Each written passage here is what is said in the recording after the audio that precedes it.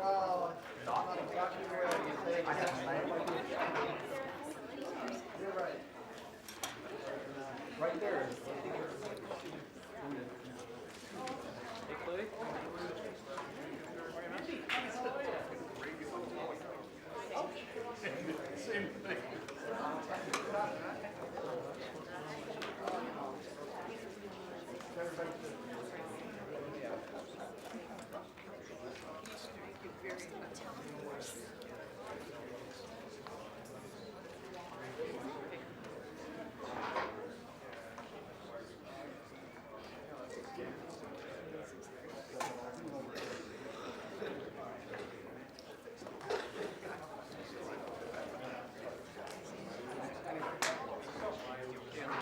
Whatever you think. I may say.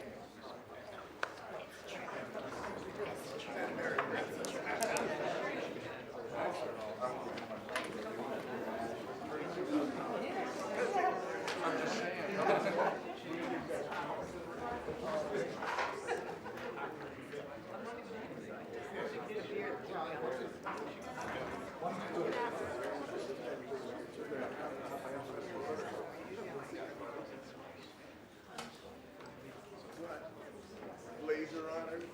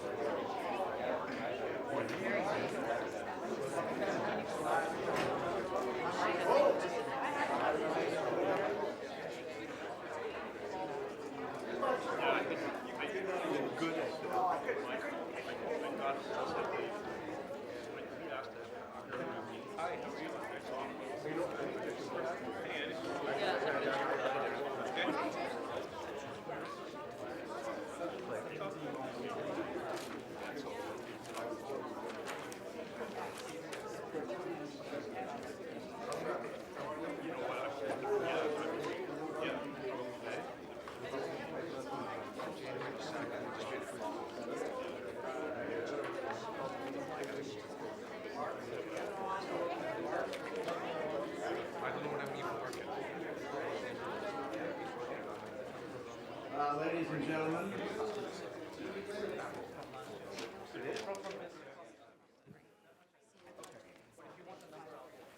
Oh, tell him not to. No.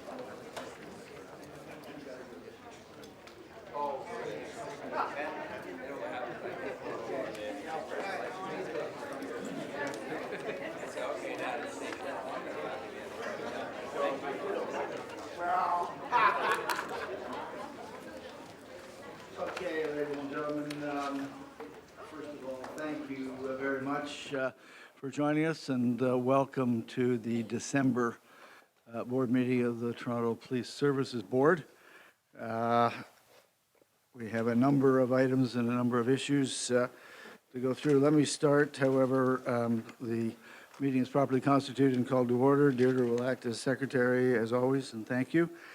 And as the final meeting of the year, thank you for doing it all year long and for all the organizational help. Colleagues, let me start by asking if there are any declarations under the Municipal Conflict of Interest Act that anybody wishes to. Hearing none, I thank you. The second modem is an issue that is a technical issue, and that is just to pass the motion that you see on the board that we had originally scheduled the meeting for Friday, the 16th. We have to formally reschedule it for today. So may I have a motion to accept that, Deirdre? Approve that. So Councillor Lee, seconded by Ms. Mulliner. All in favor? Any contrary? Carried unanimously. And the third item is the confirmation of the minutes of the meeting held on November 17th. So correct that. That's I think the only mistake Deirdre's made all year, now that I think about it. So read, yeah, pretty good track record. So read that as the November 17th board meeting. May I have a motion to take those minutes as read? Ms. Mulliner, seconded by Councillor Carroll. All in favor? Any contrary? Okay. So we will go through the review of the agenda. We've done numbers 1 and 2. Number 3, we'll hold for a presentation. Number 4, same thing. Number 5, we'll hold for deputations. Number 6, we'll hold for deputations. Number 7, are we clean on? Yes. Where are the 3 that you were giving me? 12, 15, and 16. Okay, 12, 15, and 16. So number 7, vendor of record for medical advisory services, additional information, motion to receive. Councillor Carroll, seconded. Ms. Mulliner, all in favor? Any contrary? Carried unanimously. Item number 8, computer-aided dispatch system and maintenance agreement, sole source, and Mayor Tory will hold. And item number 9, these are reports to receive. Item number 9, the reappointment to our Police Services Board, Dr. Noria. Motion to receive. So Councillor Lee, Mayor Tory, all in favor? Carried unanimously. Let me just pause and just say that we are delighted, well, Dr. Noria couldn't be here today. We're delighted that she has put her name forward to serve an additional 6-month period. So thanking her in absentia for her service. Number 10, we'll hold for a deputation. Number 11 is the quarterly report, the special fund, the unaudited statement of the special fund. Motion to receive. Councillor Carroll, and seconded Mayor Tory. All in favor? Any contrary? Carried unanimously. Item number 12, we hold now for a deposition. Item number 13, the reappointment of special constables. Motion to approve. Councillor Lee, seconded Mayor Tory. All in favor? Any contrary? Carried unanimously. Item number 14 is the Toronto City Council motion request for monthly maintenance of Canadian flags. Motion to approve. Councillor Lee, seconded. Ms. Mulliner, all in favor? Any contrary? Carried unanimously. Item number 15, there is a deposition now. Item number 16, the same thing. Item number 17, yes, you may. Item number 18, supply and delivery of uniform patrol jackets. Motion to approve. Councillor Carroll, seconded. Councillor Lee, all in favor? Any contrary? Carried unanimously. Item number 19, retention of transgender subject matter expert. Motion to approve. Mayor Tory, seconded. Councillor Lee, all in favor? Any opposed? Carried unanimously. Thank you. And that is it. Let us start with the report of the Mental Health Exterior Advisory Committee. And we have Dorothy Cotton and Hamlin Range, I believe, here. Or 3 o'clock? Okay. Oh, is that right? Okay. We'll hold that to 3. Then can we go on till 4? That's not time sensitive. So no, we'll start with number 4 then. That's the Just Think First campaign. And Farley Felix and Roderick Brereton are here.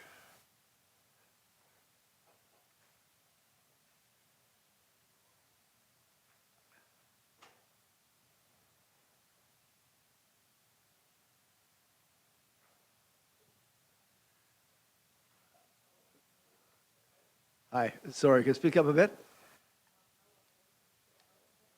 You turn the mic on, sorry.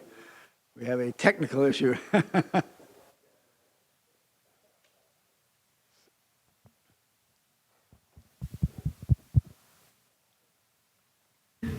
Just have a seat at the table. But it's going to be. Okay. Hello, my name is Ezekiel Tully. I go to Alexander Sterling Public School, and I've been in the Urban Res Just Think First program since grade 7. And some of the things Roger and Farley have taught me is how to keep calm in any situation and defuse like critical situations and critical thinking. You're too good for us to have bad sound. And so far, you kept very calm in this and handled it very well. So thank you.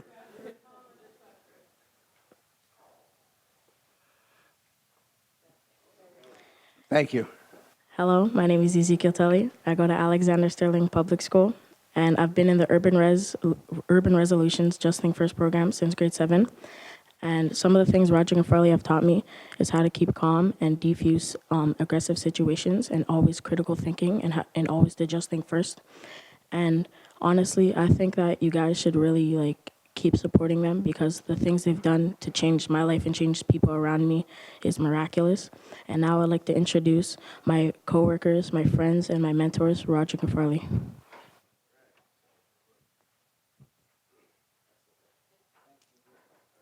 Thank you very much. Good afternoon. That's well done, guys. Thank you very much. How's everybody today? All right. So my name is Roderick Brereton. This is my business partner, Farley Flex. Good afternoon, everyone. And we're here to talk about Just Think First and the initiative that we did with your support throughout the summer of 2016 and just actually ending off today. We did an interview on Metro Morning with Matt Galloway on CBC. So without further ado, we're going to start the video. And after we do the video, we'll actually talk a little bit more about the initiatives. We'll field some questions and, yeah, get it going.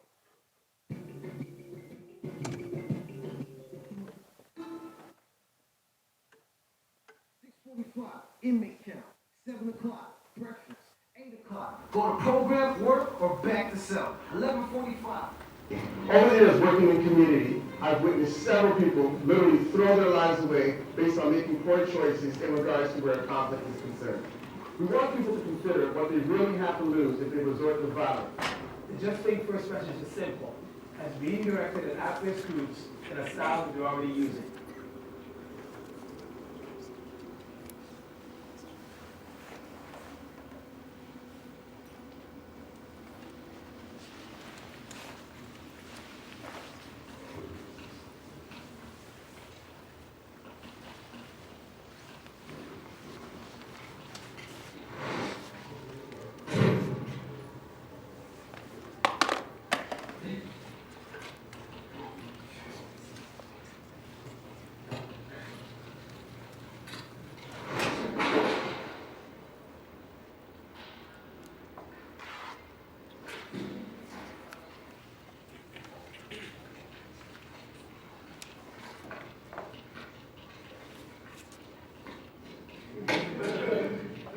Hey, Greg, put it up back there.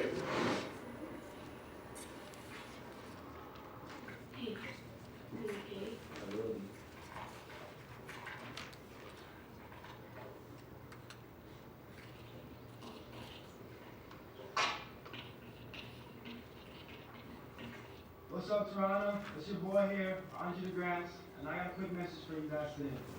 It takes you 991 seconds to turn a thought into reality, but it takes hours of thought to prepare myself for that. I practice in thought what I want to achieve on the track. If I didn't think first, I could never come first. So I'm trying to say to violence, violence changes everything. Just think first.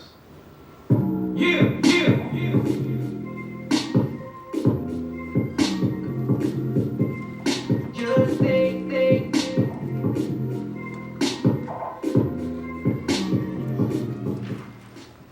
Well, can thinking solve gun violence? The creators of a new media campaign designed to reach those most at risk feel it can. Just Think First targets youth in neighborhoods with edgy ads designed to make them think before they do. Stand up and look around if you know anyone who's been incarcerated for violence. Stand up and look around. A somber reminder of how violence affects far too many here in Toronto. Canadian media icon Farley Flex, now a social activist, and Roderick Brereton of Urban Res Solutions, a conflict resolution and social programs group, using a community meeting in Scarborough as their launching pad for their bold new media campaign aimed at the kids at risk of using violence. There's no job.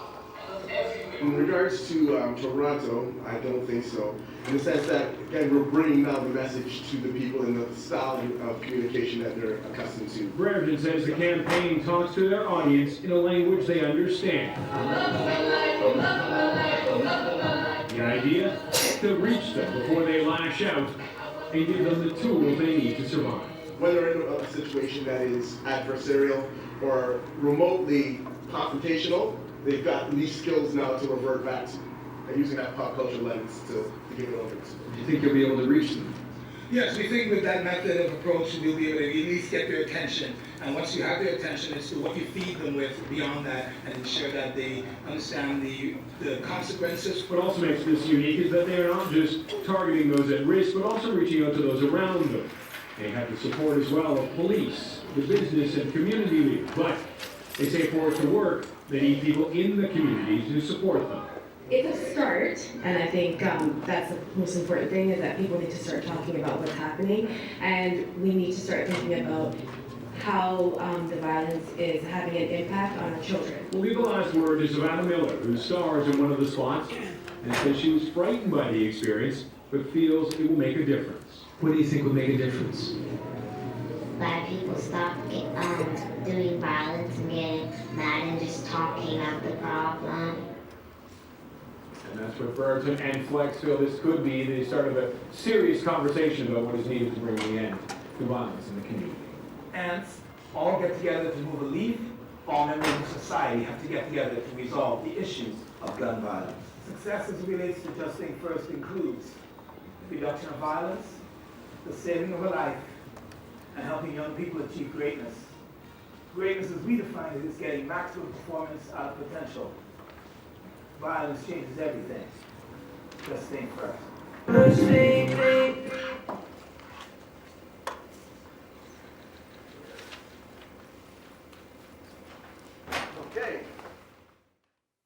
That was fabulous, thank you. thank you very much. I'm about to say, what do you think? Yeah, well, it's very powerful. Okay. So, when we first approached Chief Saunders with this idea, first of all, we're really encouraged by the immediate embracing of the idea and the impact it could potentially have. And that's where we saw the support, truly begin. And it's interesting. A lot of the communities we go into have a perspective that's more adversarial as it relates to our policing and anything systemic, to be honest. So when we go out and we do our outreach at various town halls and so forth, it's fantastic because people actually realize, and the particular one you saw in the video there at the Rise Poetry event in Scarborough, Chief Saunders and some of his colleagues came out, and it was a very harmonious environment, and people commented on both sides of the equation that they had never seen or been in a space where it wasn't confrontational in terms of just the aura and the ambiance of the room, which is really critical in terms of creating dialogue and getting people to start talking about what's truly, truly important. Right. So one of the tactics that we used to be able to communicate with the target group that is most at risk was to communicate, again, in the language that they're accustomed to. So we use that pop culture lens to be able to, again, just send a message, have it received, and obviously then have areas and room for feedback, and which we did garner a lot. So what we did, we actually were able to get with the city's top quote-unquote music video directors, and again, we used their perspective to relay that message, which obviously worked very well because the social media numbers that we garnered were extraordinary in terms of the reach, and also in the sense of, again, the feedback and having people come by to us that we don't know often, and just say that they saw the videos and it actually did make them think about, what's to lose in that regard also. And we liken the Just Think First initiative similar to Just Do It. We all remember that. It's great to say just do it then, but how do you do it? So that's why the critical thinking piece is actually critical, because any researcher will tell you in 3 months you can't really come to conclusions to say this will do that. But what this initiative did in terms of its concentration, the density of information that was offered, and the application of ourselves and our colleagues, to go out into communities and get feedback, get a sense of what the mood and the psyche is behind the whole thing, tells us that this initiative has the potential to create true, long-lasting impact. That's why we, somebody asked today, actually one of the teachers from the school said, I didn't realize the grade 3s were coming. But that's exactly where it has to start, as young as possible, so we can get to a point where we're not just saving lives and so forth, but we're also having the ideology of just thinking first before you act, especially an act that could be detrimental to yourself or someone you love or anyone else on the planet. Quite frankly, you think first, right? And it becomes normalized, like buckle up, like, don't drink and drive, like, don't text and drive, what have you. Quite frankly, like, look both ways before you cross the street, right? Many of us grew up in environments where our parents, just by virtue of parenting and quality parenting, taught us how to think critically. But let's talk about all the young people who don't have parents who have those skill sets. So that's where, in our opinion, the 5 pillars of community have to come together. Government, the corporate sector, the faith community, education, and the communities themselves have to work in harmony. Because without harmony in thought, and that's what we work with these young kids on, we all think and talk about the same thing from the same perspective at the same time before we move to the next echelon of issues. We have to be in agreement. There has to be consensus. This is an issue. Folks who live, quite frankly, who live at shops on Don Mills, Young Yankton, probably would have said many months ago or years ago, this doesn't happen in my neighborhood. But unfortunately, we know bullets have no eyes, anger has no eyes, situations have no eyes. They happen because they happen, right? So what are we going to do collectively, right? And when we say collectively, we mean that very purposefully. We created an aspect of this program called the Collective Action Partnership. And what we've done is open up, because we're not the only guys fighting this issue. You guys are fighting it, the city, the province, everybody's fighting it. But how are we working cohesively? Right? So the Collective Action Partnership allows us to say, okay, you have a youth program in Jane and Finch, let's say, right, that complements what we're doing, so you're actually mitigating the likelihood of gun violence. You're coaching a basketball team in Malvern or in Forest Hill or Rosedale, doesn't matter where. Once you're giving young people options, you're mitigating the likelihood of them getting involved in the criminal justice system.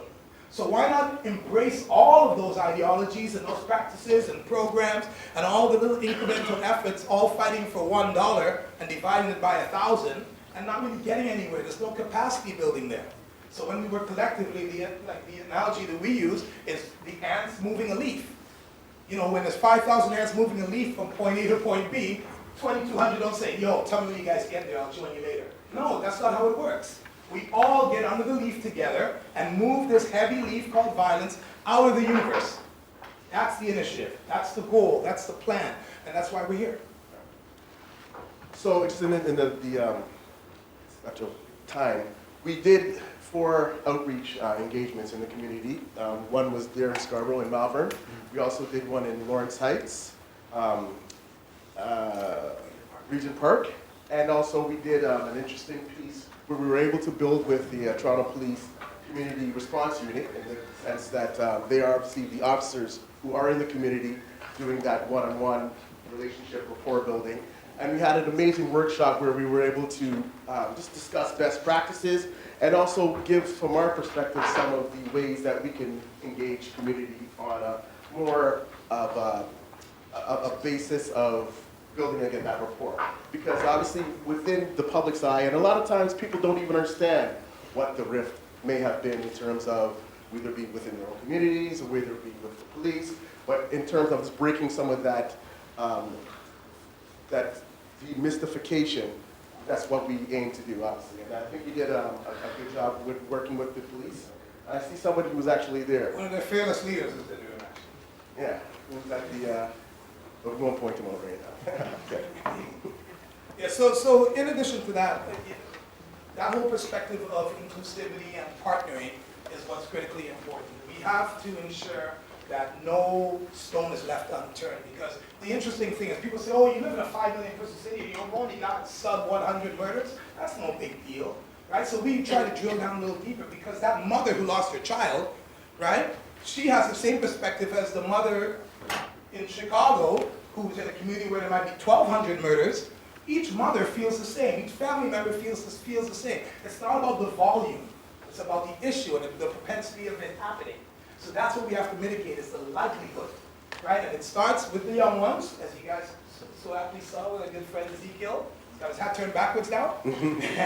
And we work with the young people on that process. So they came today, actually. They were at my restaurant earlier today, and they learned about the restaurant environment, both as customers and as restaurateurs, right? So we have to show them what the options are.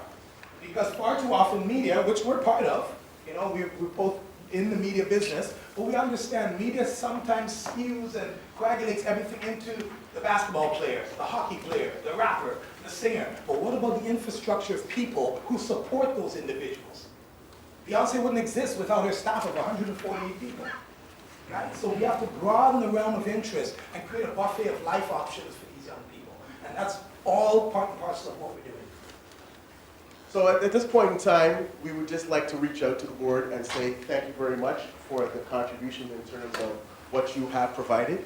And because of the momentum that we've garnered, and definitely we have garnered momentum, we would also like to ask you to consider to continue supporting this initiative, in the sense that if they're not hearing it, if it's not a part of their daily lives in terms of just even how you remember a song, it's just repetition or saturation, we need to continue saturating impressionable lives, without a doubt.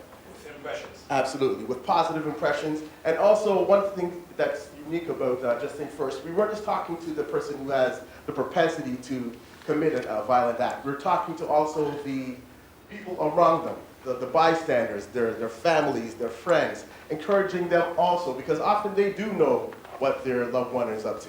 And obviously, if it's going to be putting their own lives at risk and putting their own family structure at risk, they need to also speak to that person and tell them to think before they act. And again, I think we definitely hadn't heard that done before, but we made an effort, just a valiant effort, just to make sure that it was hitting home in the sense of you've got responsibility. Everybody's got a responsibility to play within this issue. And one of the other things we did just before we close is that, you know, being in the music business, we understand the benefits of a phrase you all know called crowdfunding. Right? Well, what we decided to do is take a page out of that sort of thought process, and we call it crowd solving.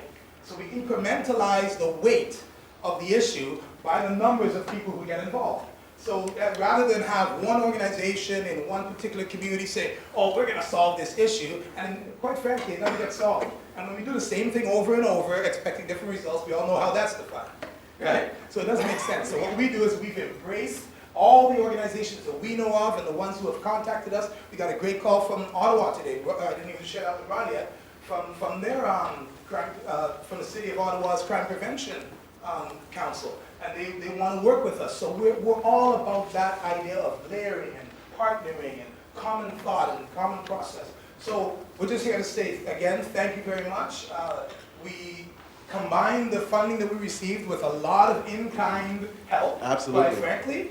And, but you can only do in-kind, quite frankly, for so long. So we're here to say that your funds were well invested, and the return on that investment, we do see the probability of it being realized. We're not going to say it solved anything yet, but we're saying that if we can continue with the same, you know, with an order of magnitude of greater funding, greater support, greater anything, right? We know we see a light, a very bright light at the end of the tunnel, right? And just to share the last bit in terms of some of the partnerships that that have evolved out of this. So Crime Stoppers, in terms of expanding the message, has come to us and reached out in terms of sharing real estate and also putting up the information, giving us that opportunity. They've done that. Patterson Outdoor Media has said in the new year they will be giving us some of the free real estate that they've got in the city just to continue to project the message. And we also did an interesting partnership agreement with Ryerson University, who's actually, in the new year, we're going to be building something for the youth workers in the city to come to so they can be accredited in terms of embellishing their conflict management skills. So this is just some of the things that Just Think First has been able to reach into different parts of the community and different corporate sectors and whatnot that we were able to now expand the message. And I think, again, it was definitely money well spent, and we continue to go forth. Any questions? Farley and Roderick, thank you very much, and congratulations. Thank you for introducing it the way you did. I think that was spectacular. Colleagues, questions of our guests? Shelley? Yeah. So if we are going to continue on, flesh out the program for us a little bit. Does it happen, it's mostly daytime school visits accompanying the multimedia, or there's evening meetings? If we continue on the program, what's the schedule sort of look of it? Right. So a little bit of everything, as you just said. So in terms of schools, we've been invited to do assemblies at schools, for instance. And in terms of the media, we will definitely, like, we had the PSAs running on different urban radio stations, so that the 6 commercials that we produced, they were running simultaneously, again, so people were hearing them.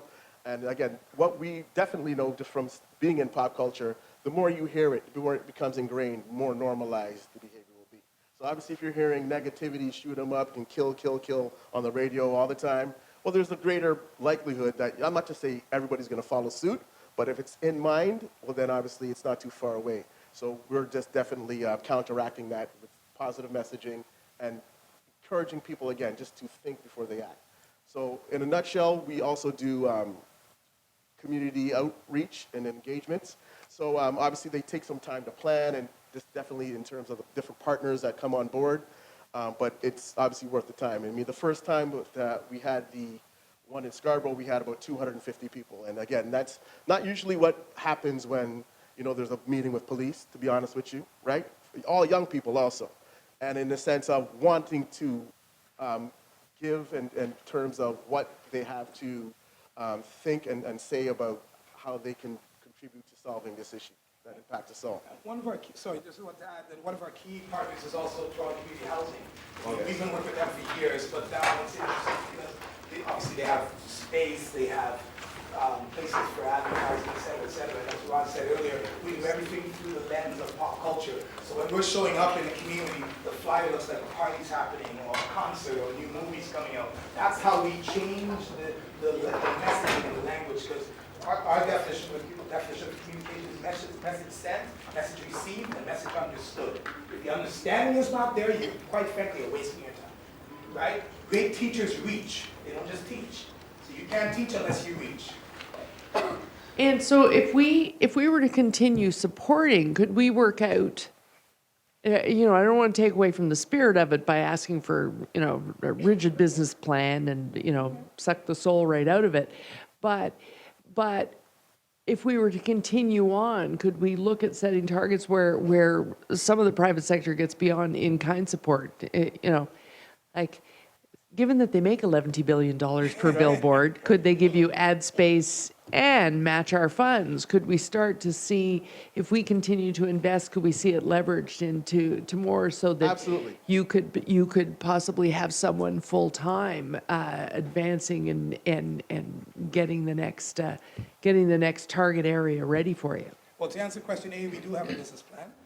That's the first response. Second to that, the only thing we are very, very adamant about is that there's a lot of standardized measuring systems that don't necessarily account for culture and things like that. So what we do is we go into the cultural assessment and say, okay, what is a breakthrough in this context? I'll give you an example. We work with this organization in the Jane and Finch community called PEACH, right? Promoting education and community health. So a breakthrough to us is when you've got a young alpha male who refuses to wear his t-shirt, for instance, because it looks corny to walk through his neighborhood with a TBSB t-shirt that's fluorescent green, by the way, right? Saying that he's going to anything positive, quite frankly. So what happens is, what we look at, we say, okay, to this young person, okay, you are required to wear your shirt, right? He's going to be defiant for it takes time to break that ice. But then one morning, miraculously, quite frankly, as Ezekiel quite said quite aptly, he says, comes in on time and says, guys, let's put on our shirts today. That to me is immeasurable from our standpoint. It doesn't say, oh, he's the chances of that. Like, it's not as pedantic, you know what I mean? It's a little bit more real human measurement that has to be accounted for. And a lot of these people aren't part of the system, so the behaviors and the languages and the interpretation and the inspiration, all those things have to be packaged properly, or else you won't reach them and you can't inspire change. Right? We consider ourselves change agents, if you will. So those kind of things, as long as whatever the measurables are we're included in deciding what the measurables are, along with the standardized, things that are normalized. Benchmarks. Yeah, the benchmark, standardized benchmark, but it's important that we have the opportunity to infuse what we perceive as achievement and goals and targets and so on.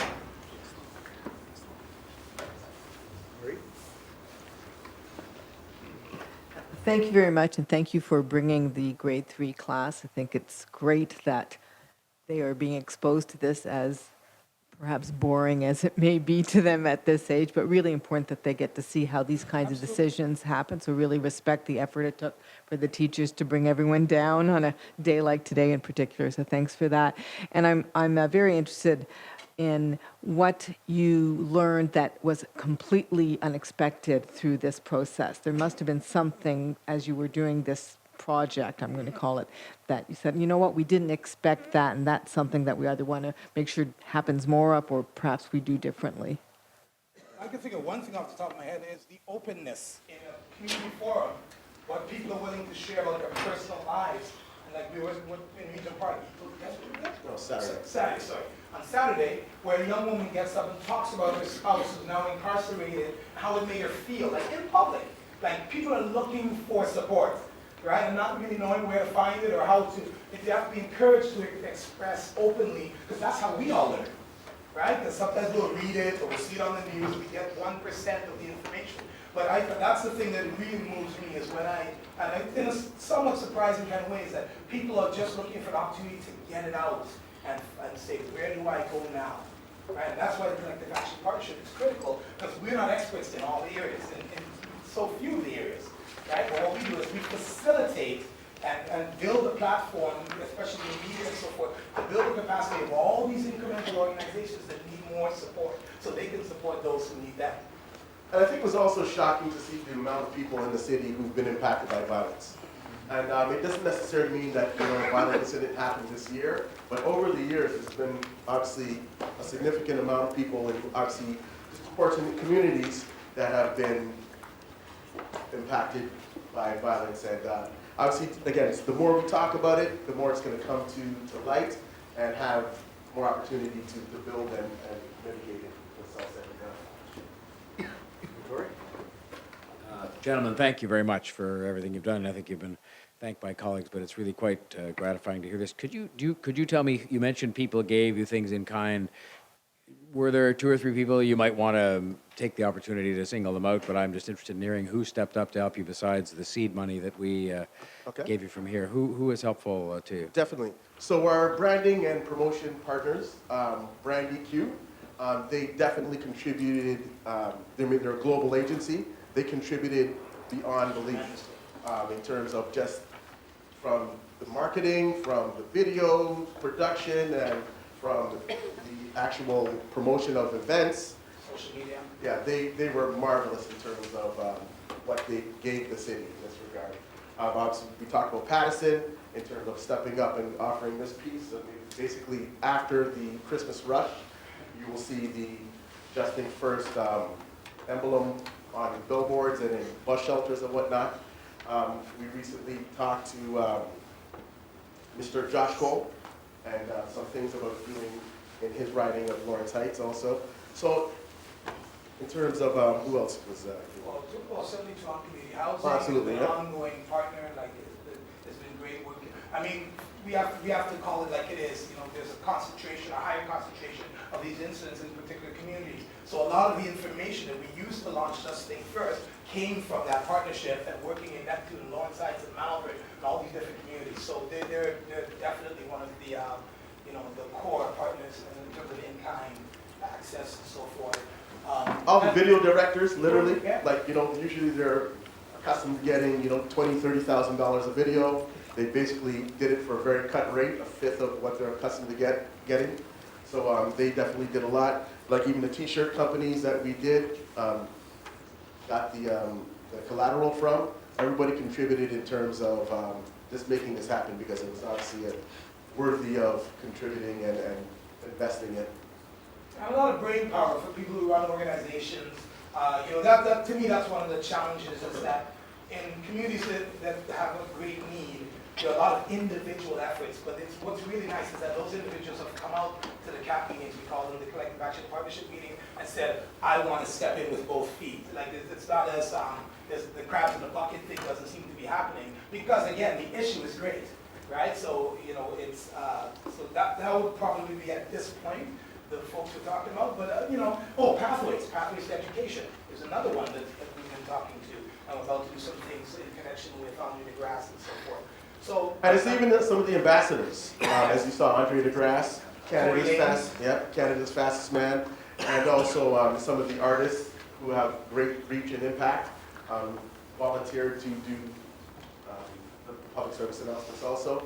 So I mean, it's been a myriad of people and organizations that have helped build this also. And also we just wanted to thank Carlene Bennett from the board in the sense of helping us formulate this whole process and being there from the beginning, and also Staff Sergeant Ron Boyce, who also was an integral piece of this process. And the chief, of course, for the immediate embrace of the initiative and the idea, and having the vision, the common vision. Other questions? If not, gentlemen, thank you very much, and thank you for taking such an innovative and dynamic lead in helping get this awareness and solving this problem. So you mentioned more funding from the special fund. That requires you to come back with a proposal. I'm sure this board would look favorably on that. But if you bring it back, we would consider it at a separate meeting. Again, thank you, and thank you to everybody involved, because I think it is really this type of innovation and this type of leadership that really will make a difference. So thank you. Could I just John? make one more comment, just as you go about if you're going to come back to make a presentation? Just speaking as one, I would suggest it'll be of even more appeal to me, and we might even be able to help, if you were to say, look, we'd like this money from you, but we'd like it issued in the form of a challenge to other people to match it. And we can maybe help give you a few ideas. That's one of the reasons I was asking my question, because then you can have a bigger campaign with people who might match the money, so our money provides an incentive to people. So if you might think about pitching it that way, I think you'd find that would meet some favor here. I'm just going to turn over the chair to Vice Chair Lee and follow these gentlemen out and just talk about some ideas they might pursue. That'd be amazing. But thank you very much for everything you've done. We brought, since it's the season to give, we brought a couple T-shirts for the board. Smart move. And just also the report. And while we're on grabbing the T-shirts, I mean, there might be, one of the perspectives, and I think this is fundamental to everything that we do. Toronto is, we all know, is a world-class city. And there are categories that we lead in. This is one of the ones, based on our diversity and so forth. I think if we lead with things like this, where policing and community, we close the social gap, right? That's a world-class initiative, right? And you know, the National Task Force, the modernization, we want to police with communities. And so this is a great way to do it. So thank you very much. Colleagues, if there are no other questions or comments for these gentlemen, may we have a motion to receive? A motion to receive, if I could go, okay, everybody's getting their Christmas present. Ms. Molnar, may we have a motion to receive the report? I move we receive the report. I look forward to receiving the proposal. Thank you. Councillor Carroll, you second? What, oh, are we already voting? Yes. Oh, okay. I'll save my comments for when you come back. Yeah, I was going to comment. Oh, no, good, before we vote, comment. No, if they're coming back to ask for money, I'll save it. Okay, so you second this motion to receive? All in favor? Yeah. Any opposed? Okay, thank you very much. Carried unanimously. And gentlemen, thank you. Councillor Lee, can I turn the chair over to you for a minute? And, thank you.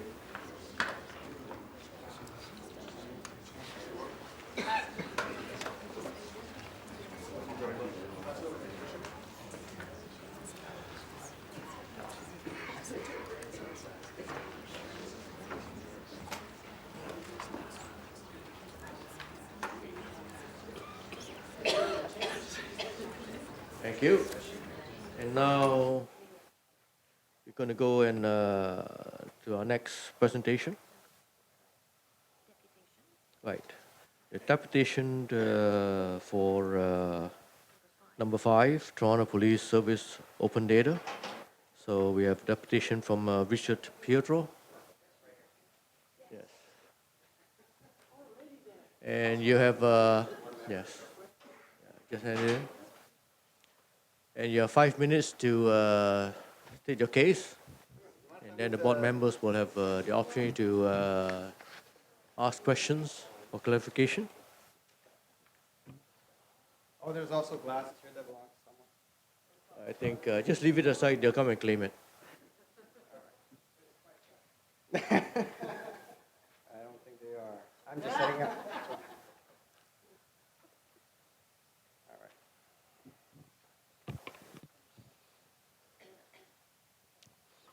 I can go? Please proceed.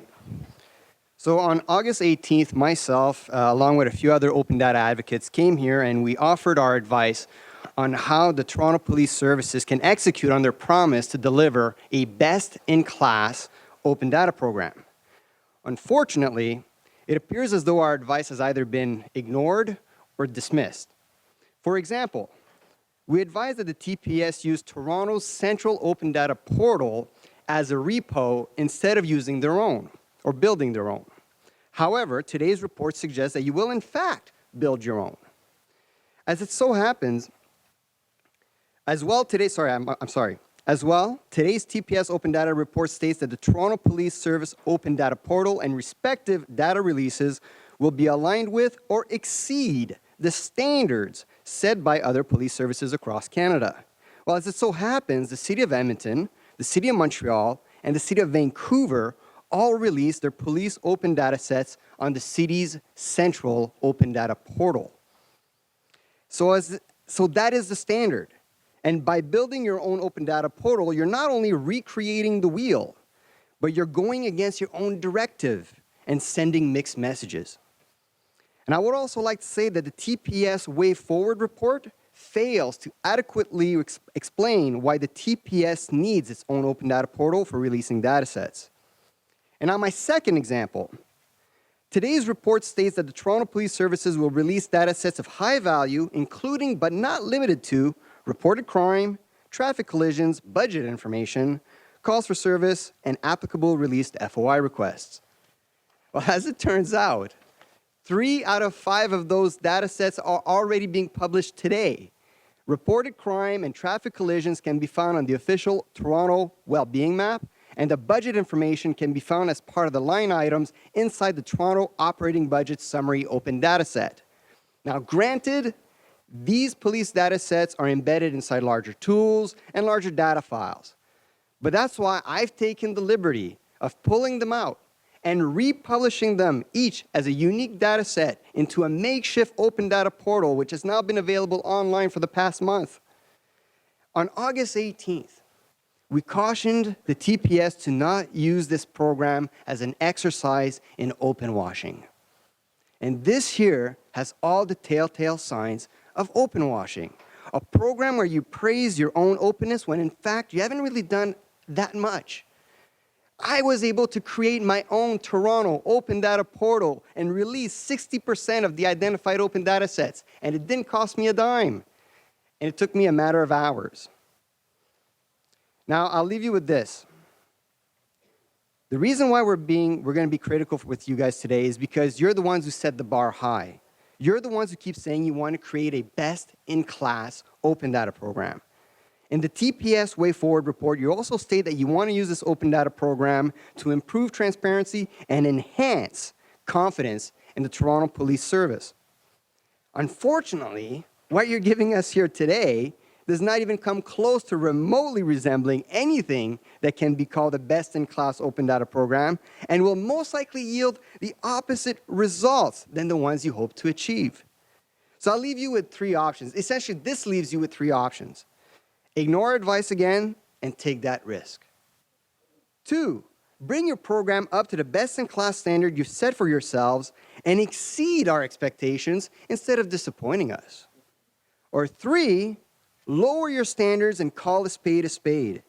Instead of saying your open data program will be best in class, say something along the lines of, while our aim is to have the best-in-class open data program, over the past 6 months, we've gained a better understanding of open data in its community. That's why we've chosen to take a slower and more methodical approach to releasing open data sets, an approach that will take full advantage of the collaborative spirit between our organization, the City of Toronto, and its engaged citizens. Now, keep in mind that the culture of OpenGov and open data is all about adapting, learning, changing based on new evidence. It's about being humble. And if you're just going to plow through like an arrogant elephant and ignore the community and think you can let a few slip past us, then I'm afraid that your efforts in using open data to improve transparency and enhance confidence, it's going to be a colossal waste of money, time, and resources. Thank you. Thank you, and good timing. 5 minutes. Top shelf when it comes to that. Yes. Any questions, Councillor Carroll? Yeah, I'm not sure if you were going to do this or this was going to be in future presenters, but we're looking at 3 cities here on the first page of your presentation who are putting their data sets just on a sort of mothership data set with the city's website. Is the data they're putting there in line with what you were able to get from Wellbeing Toronto on our data, or are they putting more sets up there as well?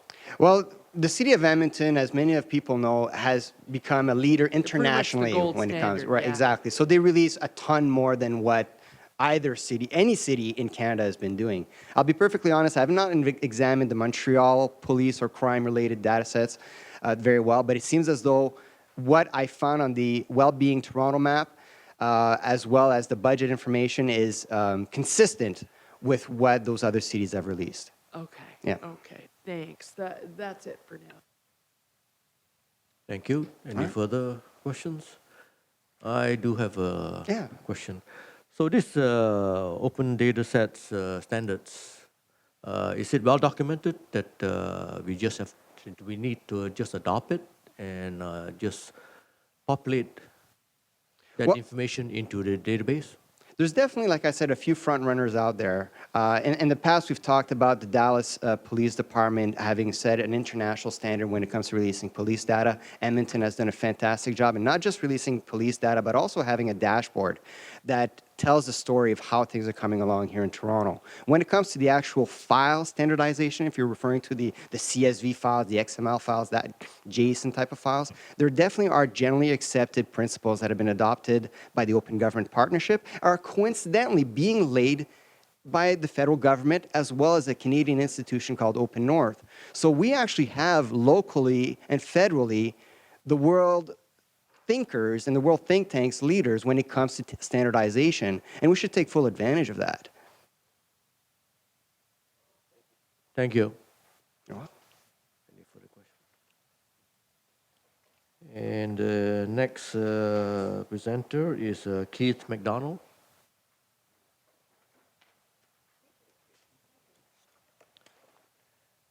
Mr. McDonald, you have 5 minutes to present, state your case.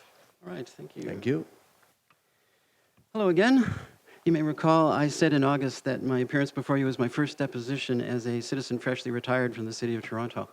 Well, I found the process very worthwhile, to be sure, but I wish there could have been more of an exchange back and forth. Dialogue and subsequent motions after our depositions was indeed a significant part of the meeting, yet the process prohibited the additional clarifications or challenges by those who were deposing. Be that as it may, and I recognize the reasons for having such a structure, the item returning on this meeting's agenda allows for a deposition follow-up, and I feel the moment is even more critical given the deferment of the item from your November meeting to today's meeting. I have 2 points of suggestion to offer up. If the process of deposing were different, I would have challenged the Chief's final comments made at the end of the open data discussion in August. There, the Chief inferred that the use of data in regards to people applying for work would be used negatively and that there was naivete if people thought differently. I'm paraphrasing here, but the point made to the board was cautionary and implied a particular default position that was well known to me from my work as the open data lead while I was working for the city. And that default is to assume the worst instead of the best. It's an early position taken by those who have yet to immerse themselves in the open data movement. I did a video blog post around this that can give more detail than I have time for, and the link is actually in the written deposition that was provided electronically to you. I only mention this as I think, and this is suggestion number 1, that it behooves the board to request the TPS to engage the open data community with great vigor and be completely transparent when they do so. This may very well have happened or is actually taking place, as was suggested in August, but today's report is absent of any substantive information. I can guarantee that if the TPS does hold such consultations, all participants will come away with a far different default position on the use of data than what the Chief stated in August. My fear at this point, and in reviewing the current report, is that January will come, and the final report with final actions will come forward to this board as more or less a done deal and not reflect the broader sense of truth around the open data movement and how data will actually be used. While I absolutely applaud the efforts to bring open data forward, I do have a bad sense of déjà vu when I read the Transformational Task Force continues to consult with community members on all of the current recommendations and will release a final report in January 2017. This suggests a lot, but as I say, it lacks any substance in the report as to who is involved and what precise outreach is going on. In addition, and this is suggestion 2, there is continued reference in the board report to recommendation 17, Open Data Services Portal, to offer a separate portal for TPS data. Now, my understanding in preparing this deposition was that the CIO for the City of Toronto would be present at this meeting, and actually he is here today. And this indicates maybe that there has been some discussion around sharing space with the city, as was encouraged in August. Perhaps this is superfluous comment at this point, but it's not clear from the report that this is happening.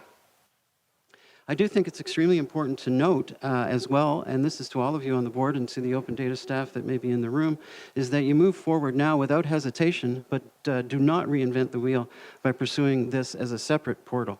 The process of privacy protection, how to get data live to websites, and all the rest has been figured out. You don't have to begin fresh. Too many cities and their agencies are offering fractured data repositories, and this is simply adding more layers and more levels for users to crawl through to find and access data. So this is really your chance to be true partners together rather than remain in segmented silos. Now, we've heard the mayor in other forums talk about the need to get this done. Indeed, there's a lot of talk about it, or you could say there's a lot of noise going on in the stairwell, but nobody's actually coming into the room.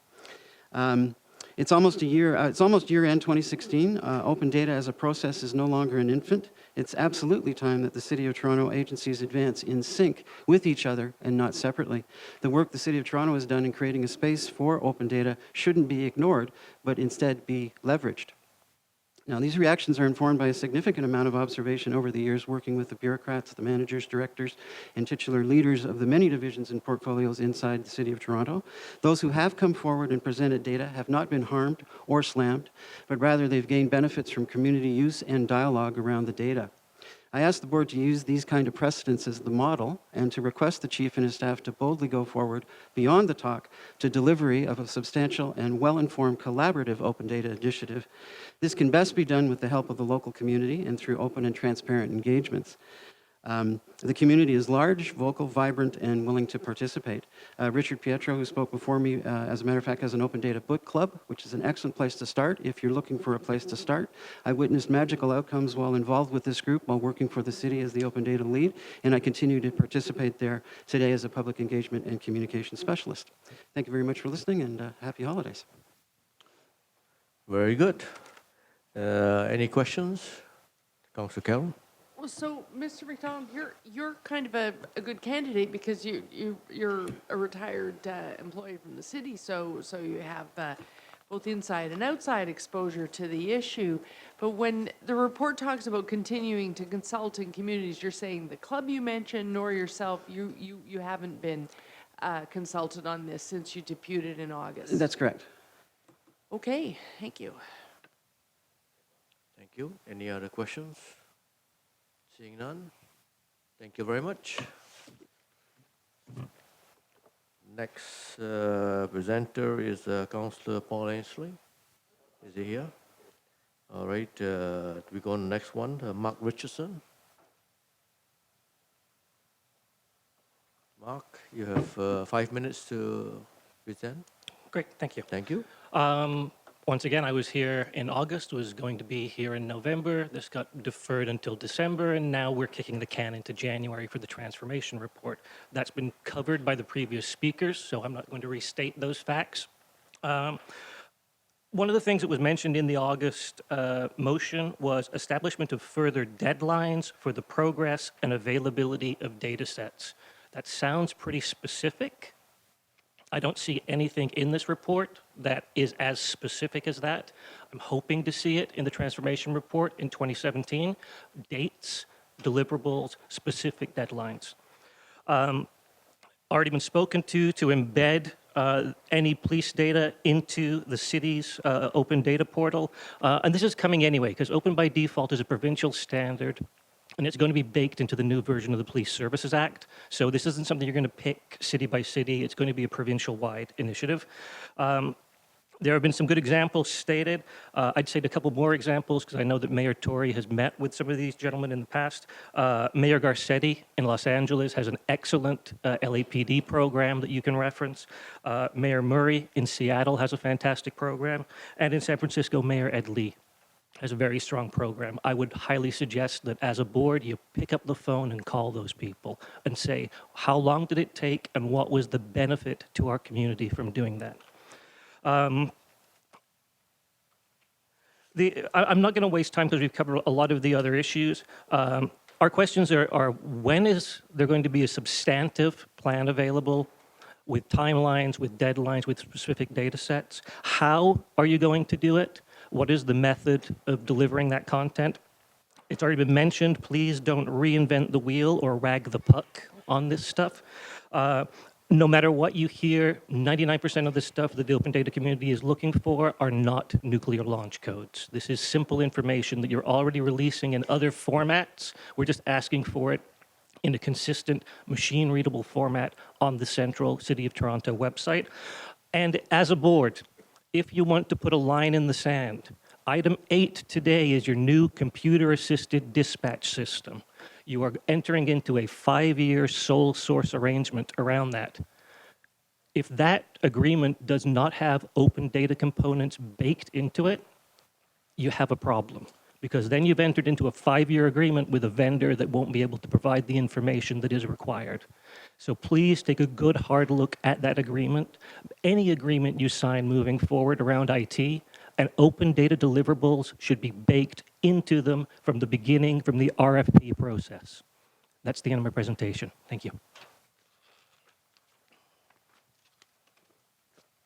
Thank you for making it brief.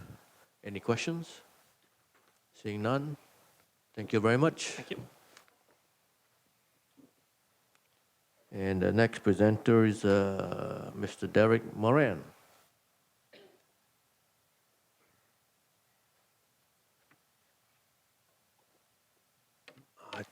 Just a quick objection, Councillor Vice Chair Lee. Mr. is a term of Admiralty Maritime jurisdiction that refers to an inferior subordinate. If I've ever led the Toronto Police Services Board to believe that I'm an inferior subordinate, then that would be a mistake, and to please forgive me. I just wanted to start out by saying that Mayor Tory and yourself, Chair Lee, Vice Chair Lee, weren't here last month. And to be fair to the police, as Chair Pringle knows, at the last consultation at City Hall, I asked a question. Most people out there would find it's a sensitive question, and which was, is the Crown the surety for the person we all have? And the answer was yes. So in my eyes, the police have set the bar for the City of Toronto in order in the future being open and transparent with people. So I just want to make clear, so I don't run out of time saying this, that the only reason why a government employee wouldn't just give you a straightforward answer to a question you ask is because they're scamming you. So that's really why we're here, is we just want open and transparency because you're all public servants and we pay for all this. I've also buried the lead the last couple times I've been here speaking about this, and that if you look up in the Dictionary of Canadian Law, the definition of data has two definitions. And the first one is just one simple word: facts. So I'm going to read an excerpt from the Donovan Waters Law of Trust in Canada text. The courts have increasingly emphasized in recent years that there are no fixed rules concerning the knowledge of the beneficiary. It is a question of fact in the circumstances of each case. However, it is a matter of law as to what the beneficiary is required to know. He may know what the trustees are proposing to do or have done. Has he to know that such a course of action would be or is a breach of trust? The courts have made it clear that it is not necessary for the trustee to show that the beneficiary knew the proposed or perpetrated action or omission constituted a breach of trust. As to concurrence, he must fully understand what he is concurring in. And I just want to point out that this is one fact that everyone has to get familiar with rather quickly. This is the definition of highway from the Criminal Code. Highway means a road to which the public has the right of access and includes bridges over which or tunnel through which a road passes.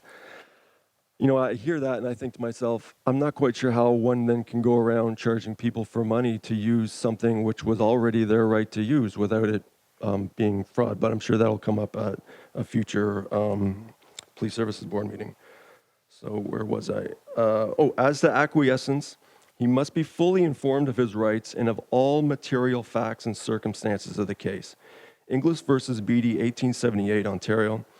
Before a beneficiary can have been held to have consented to a breach of trust, it must be shown that the beneficiary was fully informed of its rights and of all of the material facts and its circumstances of the case. In other words, whether the alleged approval comes before or after the breach, there must be no question of the concealment of information by the trustee, or our trustees, or the omission to tell the beneficiary, that's us, facts concerning the matter. It would follow that it is irrelevant that the trustee was himself ignorant of any particular fact. It is the state of mind of the beneficiary that is in question. Casey versus Gabbery, 1887, Ontario. A beneficiary is entitled to trust the trustee and to rely upon him unless there is something to arouse his suspicion. I have a deputation to make. Just want to get that out of the way. Since you said, Chair Pringle, towards the end of the last TTF consultation that Saturday afternoon at City Hall that this is our police service, then I appoint the Toronto Police Service to act as the trustee for me in this matter with the instructions that if the City of Toronto ever conceals information that's of a material fact for me in the future, again, that whoever the City of Toronto employee doing the concealing be charged with Section 341 of the Criminal Code, headline fraudulent concealment. I respectfully direct the Toronto Police Service to do this, and I demand the Toronto Police Service to do this. God bless Queen Elizabeth Windsor, and long live Queen Elizabeth Windsor. And if, the Toronto Police can answer my question, if it was true that the Crown is a surety for the person we all have, then the City of Toronto has absolutely no excuse why they can't answer any of my questions, and they have a lot of unanswered questions they haven't answered for me. Thank you very much, Ms. Moran. Any questions? No. Derek, well, by all means. I don't see anybody. No questions? You say you stated your case, so, well, thank you very much. You're welcome. Any questions of staff? Councilor Carroll. Yes, so to the deputant's comments, I wonder if you wanted to comment on why we have chosen to go with the separate portal and not just piggyback on the cities. If I could have the Manager of Business Intelligence and Analytics, Ian Williams.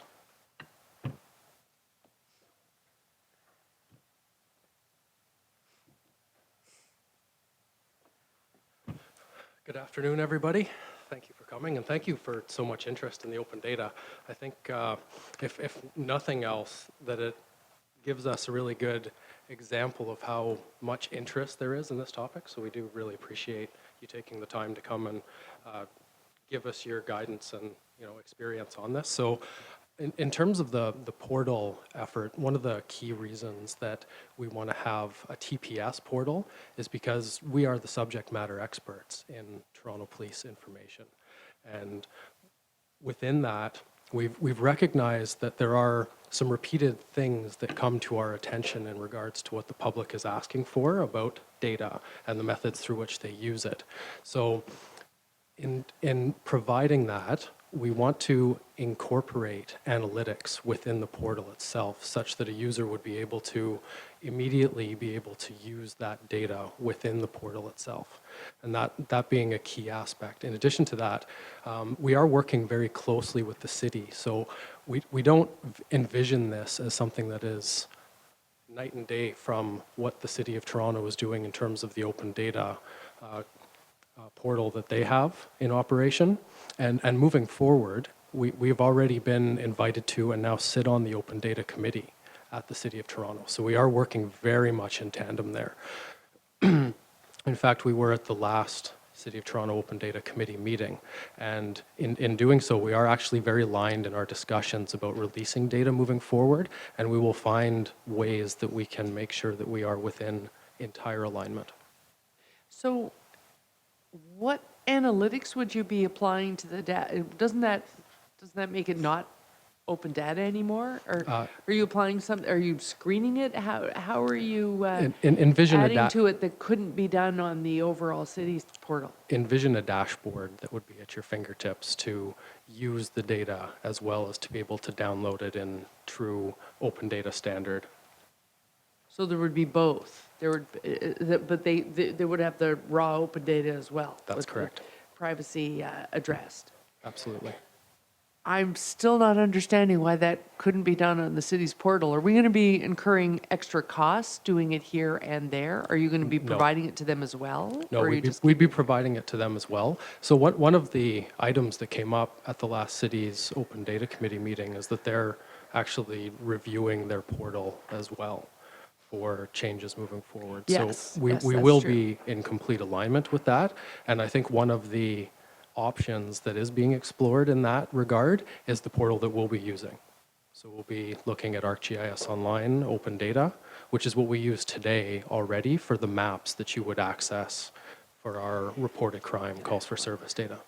Okay, and then while I have you here, and while we're on that topic, we've heard about the other comparator cities, but there's a national initiative in the States as well, being run straight out of the White House. For now, it may be shut down very soon, but there's a great White House initiative around city, and particularly with respect to public safety, open data.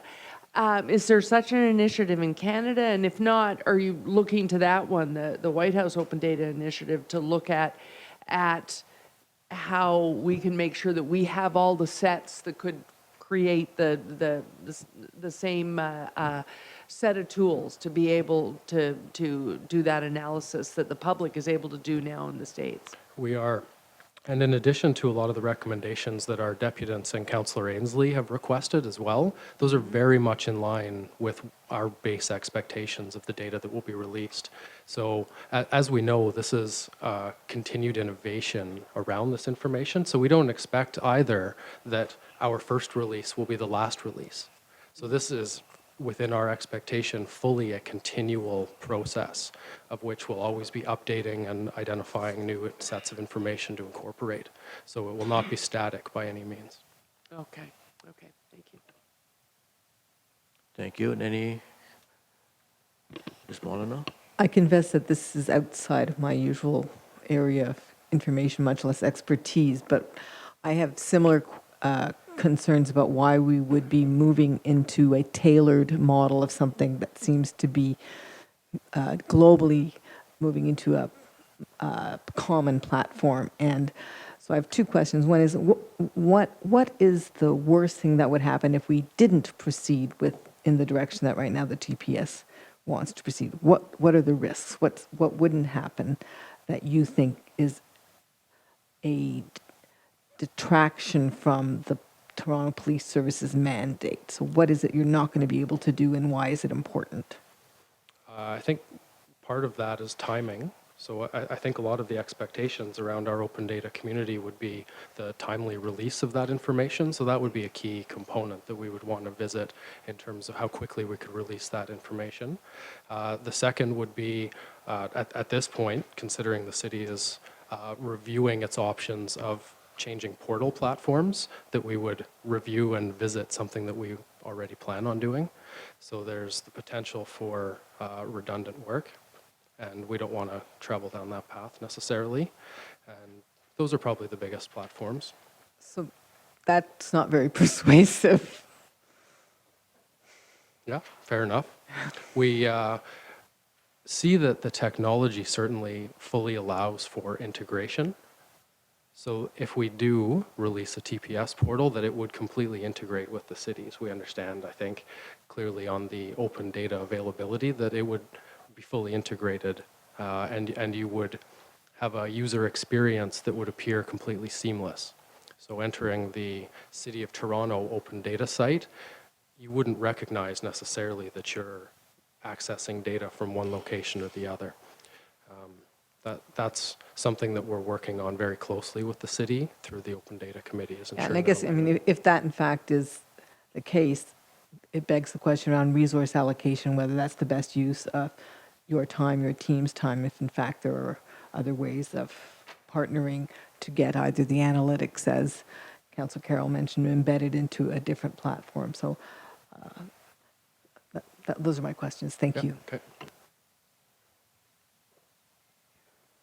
Any further questions? If not, I do have a couple myself. Okay. What's the rationale for customizing it? I mean, all you need to do is create a a virtual view of the data that's needed by open data and just populate it, send it out. I mean, the more customization you do, just like our old system of evidence gathering, you're going to be incurring a lot of overhead just to process it and also to make changes whenever there's a change in open data set standards. Well, we need to consider very strongly from our perspective that all of our data today requires that level of customization given the privacy concerns around our information. So we will have to have a pretty strict level of rigor around our data.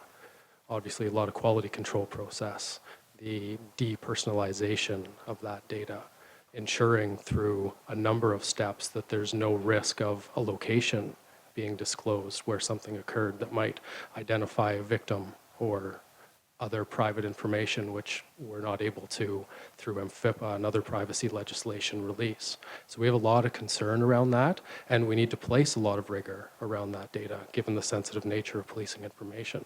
So that process for all of our data sets is very, very important to us, and it would be very difficult for us to be able to simply give, as you described it, access to those data sets because they're not today developed in that manner. As one of our deputants mentioned, moving forward, open by design is absolutely a concept that we would incorporate into our planning processes. And it's a very logical concept. It saves time at the end of the day. A lot of processes can be streamlined and automated in that manner. However, today we don't have data that is necessarily designed in that way. So it would take, and rightfully so, a lot of work around that to ensure that privacy and security of that information. I still don't get it because when I look at the other cities, Edmonton, Montreal, and Vancouver, they're redoing it. So what is different about us that makes it that we have to customize it to the level that you're talking about? I mean, you're talking about security. Security is just another layer that you place on top of data. And you can define that security quite well. That's from my experience as a previous security officer for a corporation. So I want an answer why you feel that there's so much need for customization to protect the privacy of data. Well, I think because we haven't gone down the open data path yet. Ottawa, Montreal, other cities that you mentioned have, so they've taken those steps already. Can you not learn from them? We can, absolutely. Okay. And we can take those steps. There's no doubt about that. Thank you.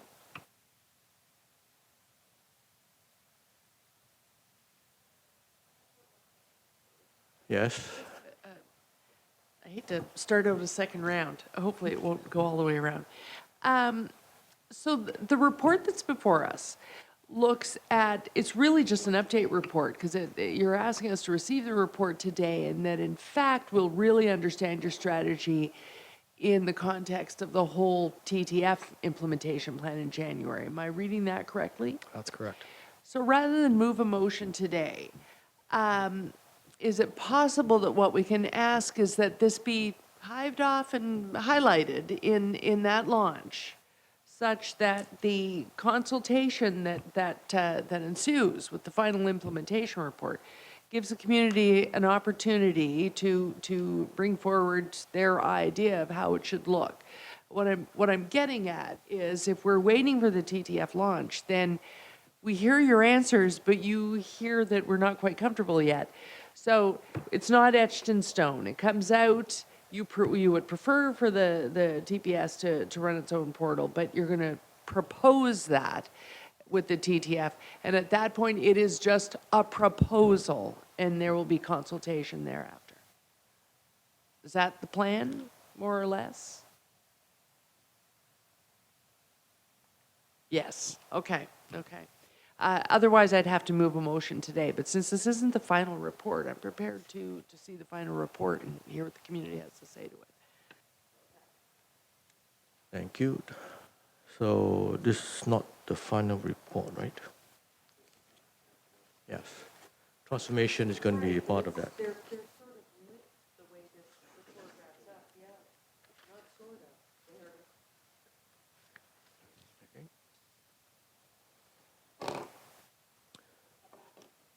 So now do we have any more applicants? I'm just looking at the applicant sheet. Okay, that's the end of applicants. Any speakers to this? Councilor Carroll? Yeah, I'm just going to underscore it. I want to be really clear about this because I share the frustration of our deputants that we've gone from trying to get somewhere on this long before it needed to be linked to the TTF. They've been asking us to do this, and now we're asking that we allow it to be sucked into the vortex that is TTF.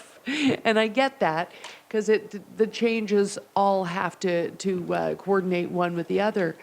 But I want to be really clear about that. I share a bit of nervousness sometimes that we go down the road of spending money before we've really launched that and shown the community the final product. So, you know, the work that's being done, it sounds like it's being done with the expertise that we have, such that we're getting something ready.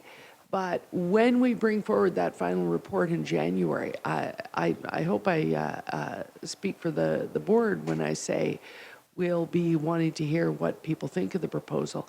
And we've already had a preview today that they're going to need more rationale for not in the context of coordinating whole departments that right now deploy staff members and officers, and yet this piece we're not going to coordinate is going to be a tough sell.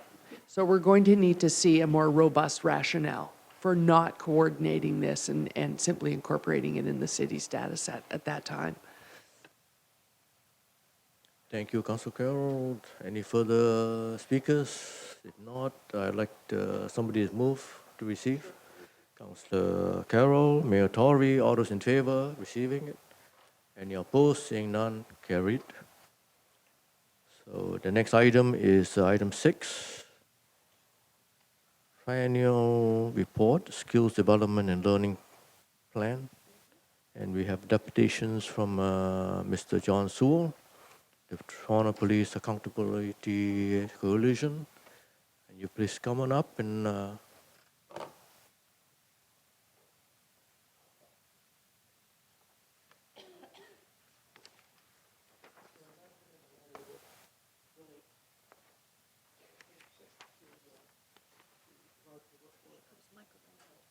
can you turn your microphone on? Cannot hear you. Thank you. Let me just say this. I think item 6 proves the point that when it comes to looking at the effectiveness of all the training that's happened about mental health, item 6 makes the point that that's not something that the staff has been able to address. At least it doesn't address it in this report, and that was one of the requests. And I think item number 3 is very clear that the board has to get the service to be very, very strong about having some rationale for mental health policies, which it doesn't have right now. And I think item 6 proves that, because it just says, well, you want to know what we're doing? We're doing a lot of training. Is it effective? Who knows? And the point I was trying to make in the letters, that's what you have to try and figure out. That's what the Ombudsman was asking about. And so this proves the point that there's a really serious problem here, that just saying, hey, we're doing lots of training means nothing. What you have to do is you have to say, what do we do that's really effective? And so, and I want to speak about that in terms of the larger report that I gather you aren't dealing with until 3 o'clock. But because I think that report is a very important one, and it leads to really important things. And item 6 shows the short-sightedness of how the staff are looking at the issue right now. They're just saying, yep, we got lots of training. Have no idea whether it works. thank you. Any questions? Thank you very much for your reputation. Next applicant is Derek Moran.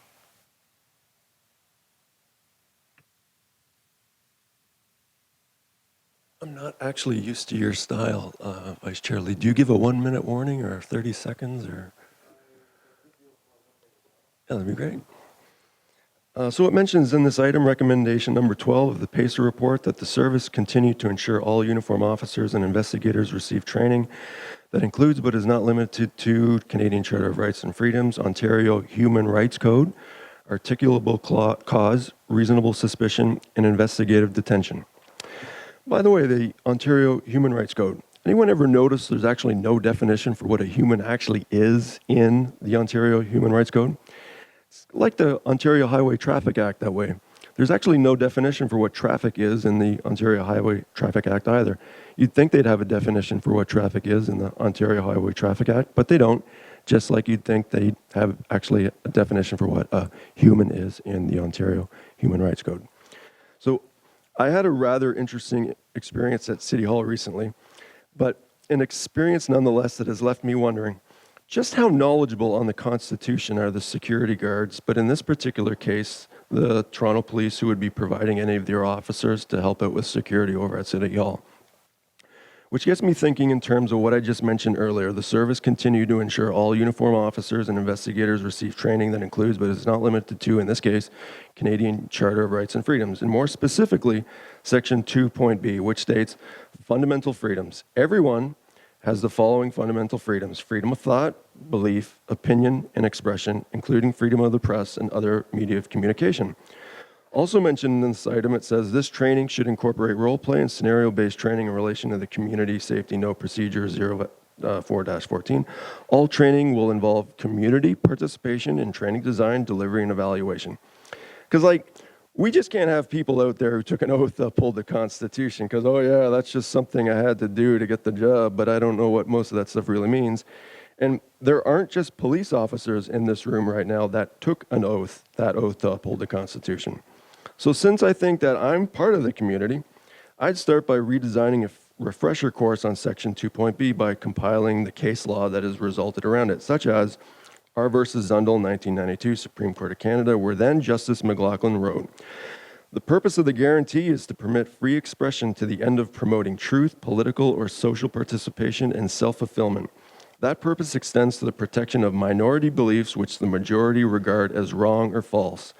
Tests of free expression frequently involve a contest between the majoritarian view of what is true or right and an unpopular minority view. As Holmes J. stated over 60 years ago, the fact that the particular content of a person's speech might excite popular prejudice, and things got pretty excited at City Hall a couple months ago, is no reason to deny it protection, for if there is any principle of the Constitution that more imperatively calls for attachment than any other, it is the principle of free thought. Not free thought for those who agree with us, but freedom for the thought that we hate. Thus, the guarantee of freedom of expression serves to protect the right of the minority to express its view, however unpopular it may be. Adapted to this context, it serves to preclude the majority's perception of truth or public interest from smothering the minority's perception.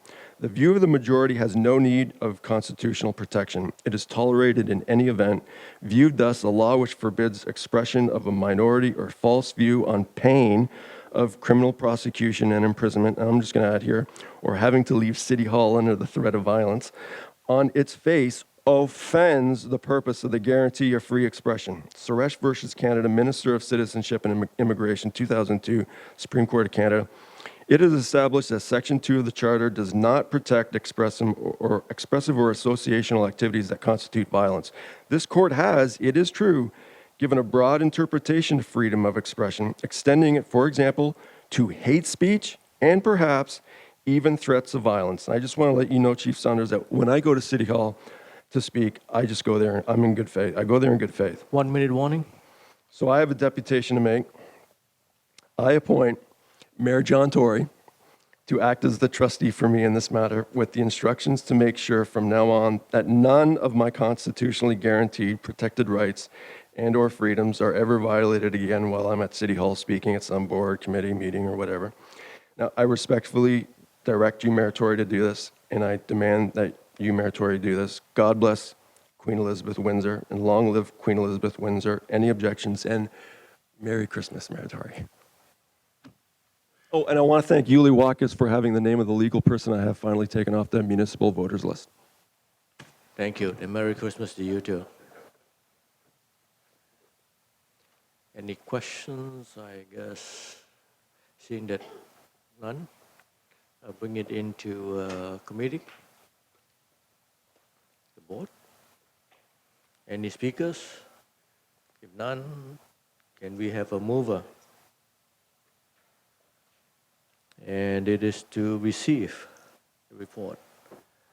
Chair Pringle, Shirley Carroll, Councillor, all those in favor? Any opposed? Seeing none, carried. Now we move to the next presentation, then that is number 10. Deferral of Auditor General's report, review of level 3 and 4 searches of persons. Deputant is Derek Moran.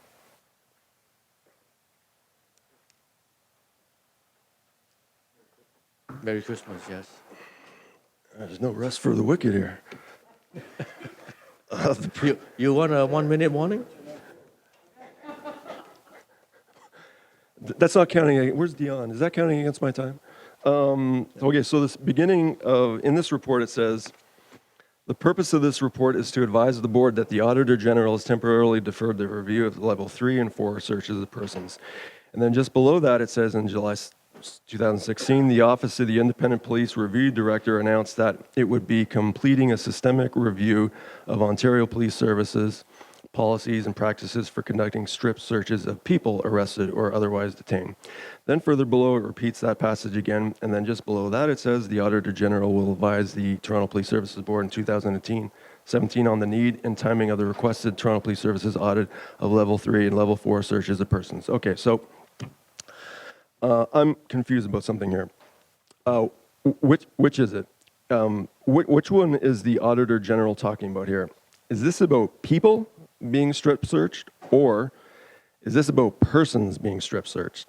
I ask because I know last month a few of the board members weren't here, but as you know, Chair Pringle, I did mention about the black letter law maxim that says in law all definitions are dangerous. Because if we're talking about people here, Well, then the definition they use for that word in the Dictionary of Canadian Law comes from the Supreme Court of Canada and the reference regarding secession of Quebec in 1998, where it said, defining peoples, international law grants the right to self-determination to peoples. Accordingly, access to the right requires the threshold step of characterizing as a people the group seeking self-determination. However, as the right to self-determination has developed by virtue of a combination of international agreements and conventions, coupled with state practice with little formal elaboration of the definition of peoples, the result has been that the precise meaning of the term people remains somewhat unclear. It is clear that a people may include only a portion of the population of an existing state. The right to self-determination has developed largely as a human right and is generally used in documents that simultaneously contain references to nation and state. The juxtaposition of these terms is indicative that the reference to people does not necessarily mean the entirety of a state's population. But if it's a person we're talking about here, then just the same as it was mentioned above that the precise meaning of the term people remains somewhat uncertain, then it stands to reason that we should be certain of just what the precise meaning of the term person is being used here. Except, I mean, where to begin with? There's so many legal definitions for person out there. For instance, Vice Chair Lee, you might remember from Public Works I spoke at a while back, Cochrane versus Ontario Attorney General, 2007. The Attorney General suggests in the alternative that the problem could be addressed by either adding the word only, such as the definition reads, includes only, or replacing the word includes with the word means. The better course is to read in the word means to replace the word includes. The reason I point this out is because the definition of person in the City of Toronto Act says person includes, which I've just established Attorney General says should read as means. Person means a municipality, a local board, extended definition, and the Crown. Now, this was at Councillor Greb's item to make it legal for City of Toronto employees to be able to play road hockey without getting ticketed for it anymore. That's what bylaws really are. They're rules of corporation or organization for their own internal governance. Basically, that's why here in reality, City of Toronto bylaws only apply to City of Toronto employees. Anyone who tells you differently is in fact lying to you. So for instance, in the City of Toronto Act, the definition of person, which I just read out, and just below, I don't know if anyone's ever seen this, there's a definition for taxpayer. I printed the wrong thing off, I think. But the definition for taxpayer starts off by saying means a person. But wait a second. We just established that the definition for person in the City of Toronto Act is a municipality, a local board, extended definition in the Crown. Wait. Does that mean that the City of Toronto and the Crown are actually the taxpayer, and that's why we get these blank-looking checks that look like blank-looking checks in the mail?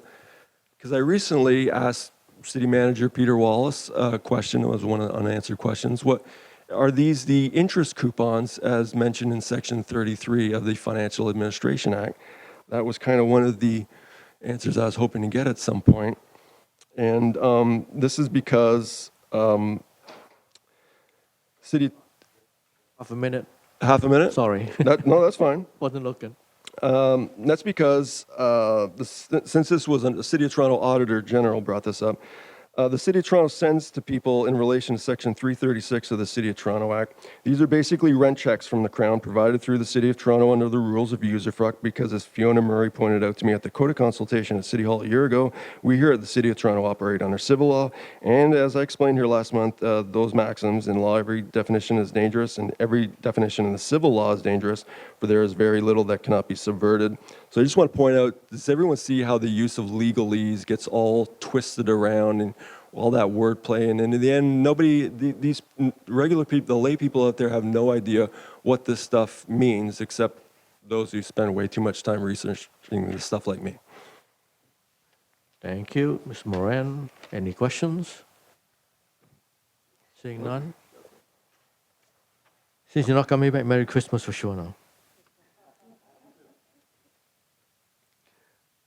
Any questions of staff? And any speakers?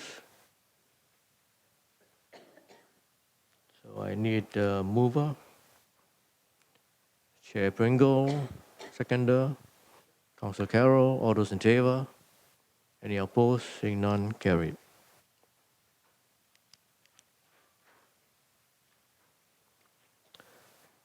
Next debutant is on item 12. This November 16, 2016, from Brian Haley, Interim City Solicitor, City of Toronto, Legal Services Division, inquest into the death of Daniel Nicholas Claus, verdict and recommendations of the jury. So we have Chris Langan, Phil. Thank you, Mr. Vice Chair, board members. I'll be very brief on this one. I just point out, as we've seen in so many of the inquest reports from the juries coming out, they discuss the issue of body-worn cameras.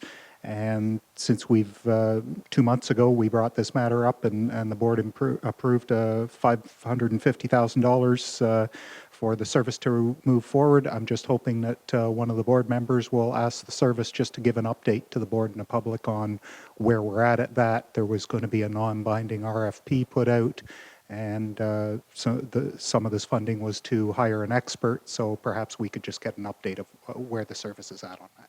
Thank you. Thank you. Any questions? Yes.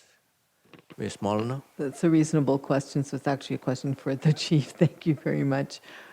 In terms of the status of the body-worn camera report, thank I you. believe we're in the process of putting a proposal together for Fairness Commissioner. Body-worn cameras are incredibly complex. We know that there's a high failure rate with agencies that have issued body-worn cameras. If we do it, it's going to be a very hefty loss. We don't want to do that, so we want to make sure we're getting it right. So we're going in the proper order, starting off with the Fairness Commissioner. And the wording for that has to be well-written, too. Any further questions? Yes, Councillor Carroll. Yeah, it's a fairly bold and progressive to actually send a direction about training around ADHD. It's been more general and while it's not named as such, there's a broad spectrum to how ADHD might affect you in life. But it's a recommendation here that it be added to our training, and it's our own city solicitor's recommendation that we ask you to report back on that. And it's my intention to do so, to move that motion. But the question is, for the public's comfort, has any work been done on that so far? Is it something that comes up in the training?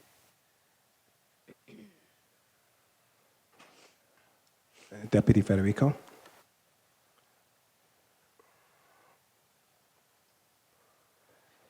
Thanks very much. The training around our encounters with people in crisis and mental health issues is always expanding to include the latest knowledge, and that knowledge can be enhanced by experiences that we have dealing with inquests and individuals. So the simple answer to your question is yes. The nature of the information is often a product of further community consultation, expert consultations. So ADHD, for example, might be discussed specifically, but it might be discussed in the context of a larger examination of the types of conditions, behaviors, characteristics presented to a police officer that an officer has to understand in order to develop an appropriate response. Mm-hmm. There are so many human conditions that present themselves. It would be impossible to train a police officer on every possible condition they're confronted with. Instead, what we focus on is how the conditions manifest themselves. Right. So there might be a reference to a specific condition, but it's usually done to illustrate that there's a set of anticipated behaviors, responses, characteristics that an officer needs to recognize in order to determine whether or not understanding has been achieved and the desired outcome has been accomplished. Right, right. And I think that's what it seems as if that's what they were getting at, looking at it and other similar ailments. I think that's what they're getting at, is that it often accompanies other challenges and differences, and then adds an extra layer that you may not have anticipated if you were looking just at the other. That's correct. As our knowledge base expands, we try to Yeah. incorporate that into the training. Okay, okay. Those are my questions. Thank you. Yes. This Mayor will just Dory. avoid asking the same question later, whether you're up here or not, when the mental health report comes. I was struck by the fact that, we're having more and more training, even in the short time that I've been here, and you just mentioned that we're doing things, but I was also taking note of Mr. Sewell's comment where, when do we hear back as a group on kind of the effectiveness of each of those individual training programs that I would expect, just having run a big organization before, that from time to time you'll say we canceled one because it actually wasn't proving to be as worthwhile an expenditure of time as something else we might do in dealing with this. I mean, we've had checklists before from you about the Akabuchi report, for example, but they are not as granular as kind of saying, well, here's our assessment a year later, 2 years later, 5 years later, of whether this particular training program and the way we do it is effective in actually helping address these problems on the street. Yes, so the board receives an impact study on the effectiveness of training that accompanies the triennial report that you've received now. And we're also engaged with research specialists and academics on how to measure the impact of training beyond the methods that we've currently established. But the board annually receives an impact assessment of the training, and of course, quite a bit of the focus now is on our in-service training that focuses on de-escalation, dealing with people who are in crisis, use of force generally. That comes Do to you the board feel, annually. as I say, I'll ask this now just because you're sitting there and it'll avoid asking it later. Do you feel in the mental health committee report, it says that oftentimes we seem to be more focused on outputs as opposed to outcomes? And I was struck by that particular phrase in the report, and that, yes, you can sort of measure how many people took it and, whatnot, but the outcomes part we're not perhaps measuring as well, which really speaks to this question of efficacy and so on. Right, so continual focus and investment on developing the best way to analyze the outcomes and evaluate our training. But we do have existing measures that give us a strong indication that we can have confidence in the effectiveness of training. But this is always going to be a work in progress. We're an organic organization. So continual effort and investment is being made to develop all that. Thank you.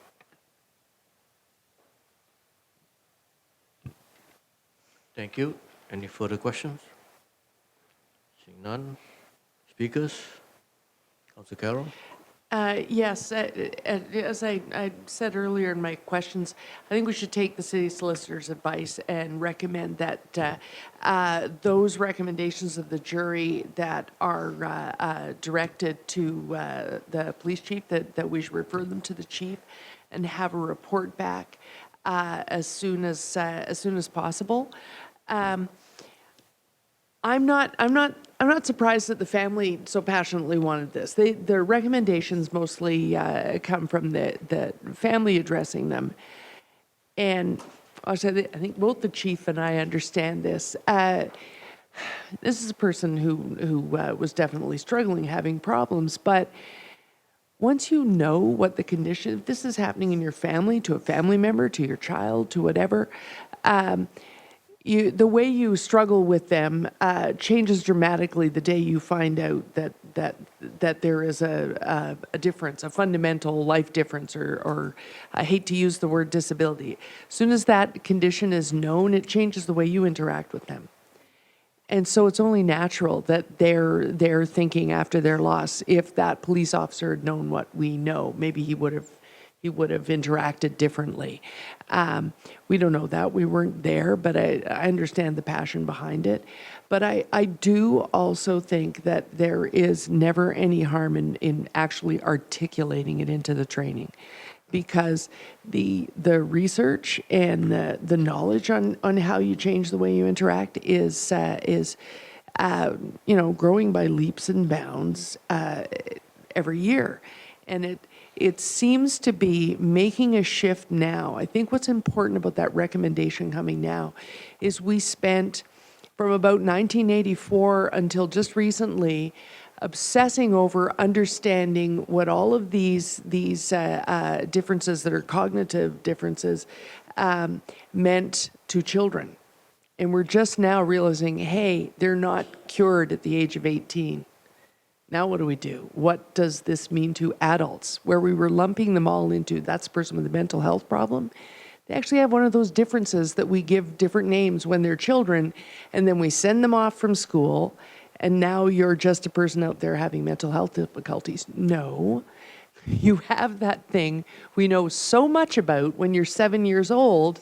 Now you're 26.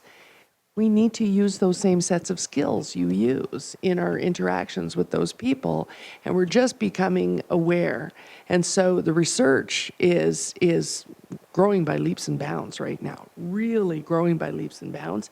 So to ask that it be incorporated in the training, both as what we will say to officers now, and that it becomes a placeholder such that every time we do update the research, that should be passed along to our officers. If we know more about better ways to interact with those people when they're in crisis, who have those differences in their lives, and we're learning something new every year about it, that with quantitative evidence, we now know if we add this to our interaction, we'll get a better result. So to actually hear back that it's now incorporated in the training under the terminology, and that thereafter any new research will find its way to our training, I think is timely. And that's why the jury took what the family was asking for and actually put it in as recommendations. So I'd like a report back on that.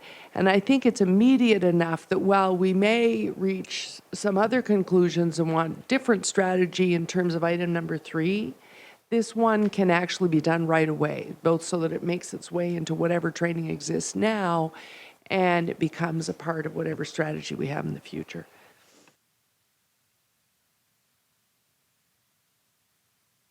Any further speakers? So, Councillor Carroll, you're moving.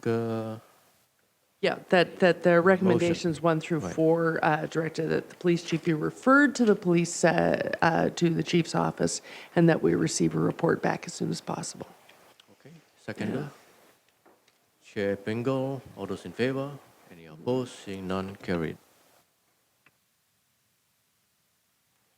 We now move to item 15, road safety. This is Plan 2017 to 2021 from the City of Toronto Council recommendations. And we have Deputant Chris Langenfeld again. Chris, Thank you, go ahead. Vice Chair Lee. I'm just speaking here on City Motion number 16, which was that the city directs the board to consider whether parking enforcement officers should be giving ticketing authority. And that brings up questions like whether police parking enforcement officers are now going to be fully trained in the use of force, in de-escalation methods, in avoiding the exercise of bias, and in the myriad of other skills that we expect from police officers that we typically, I don't think, would associate necessarily with parking enforcement officers. And so while I can certainly understand why City Council would want to recommend an increase in the number of people issuing tickets on some of these things, and it may seem like a good idea to have police officer or parking enforcement officers doing this, that there are a number of other considerations involved.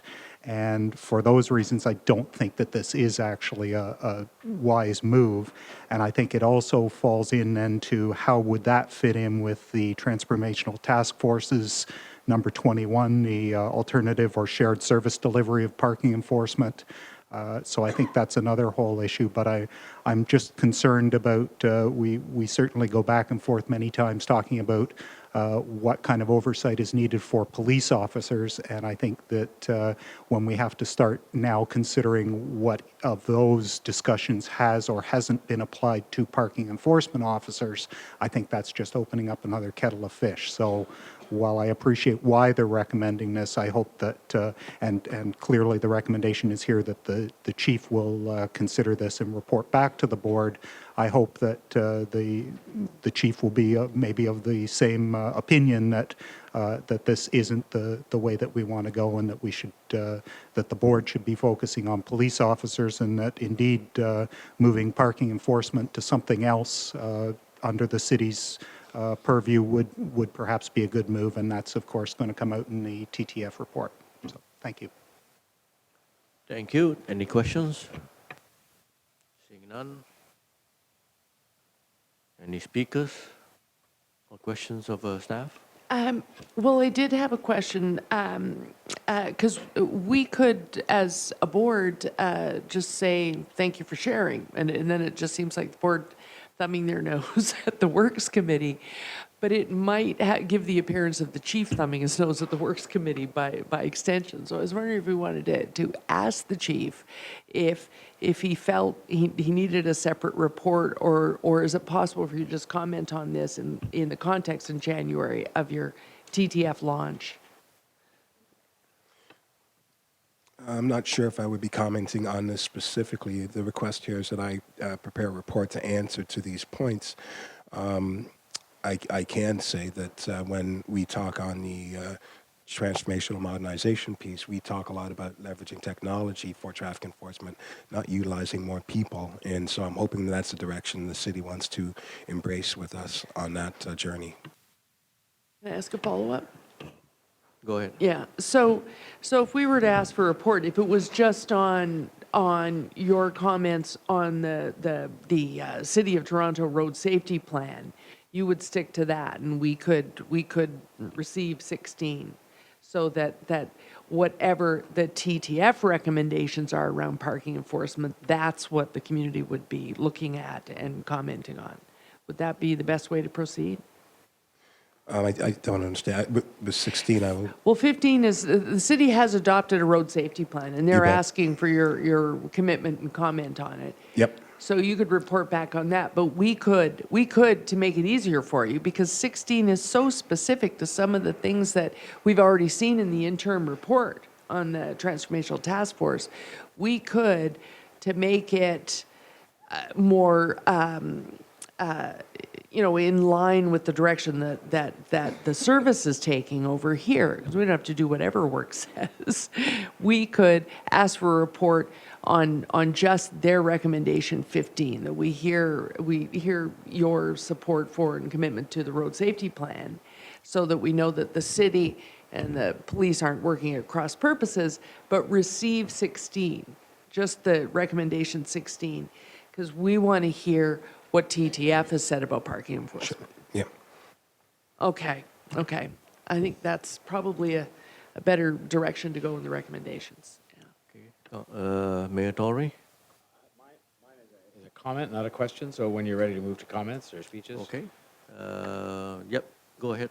Well, I just wanted to comment and say I think there are more streams at play here than simply the Works Committee report and the Transformation Task Force report, in that I made a request some time ago to the provincial government on behalf of the city, asking for the creation of not just the ability to use technology, but the creation of a class of people, because sometimes there are going to be human beings needed to perform some of these. And I think my office has asked for the chief's input on behalf of the police service and others to define what it is we're going to ask for, because it's going to be an important thing to make sure we're clear on what it is we want, by way of this kind of non-police officer person vested with certain powers. And I guess some of the questions that were raised by Mr. Langenfeld about accountability obviously go with those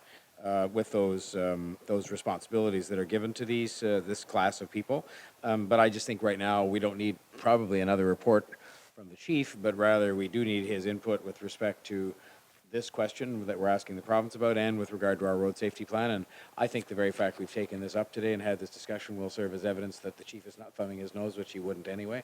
I think this is a very, very serious matter, this business of road safety and pedestrian safety in particular. So I just wanted the public and the board to know that we're engaged in those discussions with the province about the parameters of the type of person who would be called a traffic management person or whatever they're called to help with this. It's not just technology.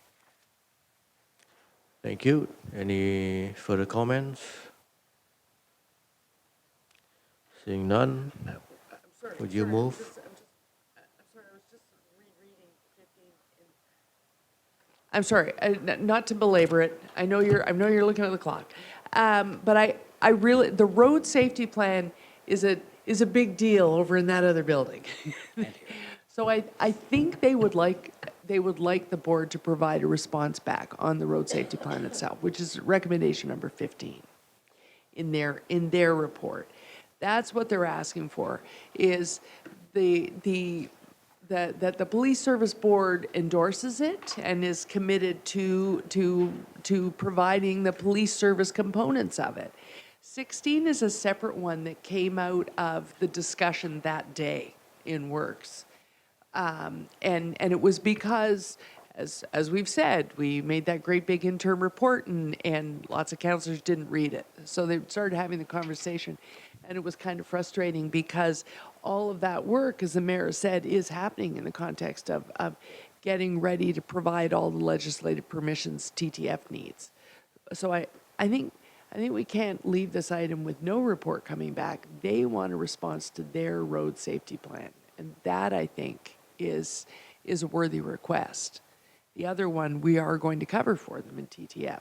That's the only reason I'm separating the two out.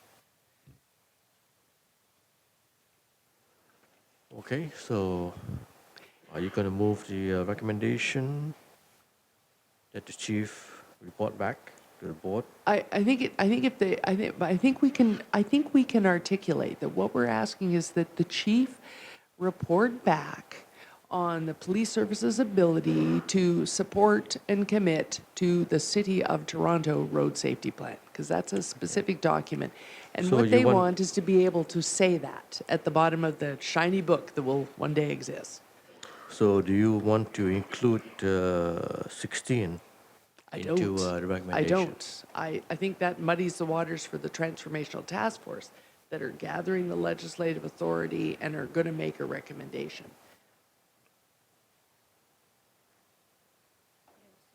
You understand? Okay. So are you moving the recommendation then? With the supplement?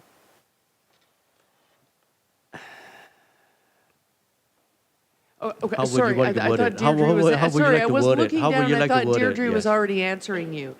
I guess what I'm doing is amending recommendation 1 to be more specific, that we just need the chief's comment and support for the road safety plan, which is the name of a document. That's really all I need from the chief. Everything else, we're going to get from the conversations that are already ongoing in In the the province transformation. and coming in January. That's all I need. So you understand that? Okay. Thank you.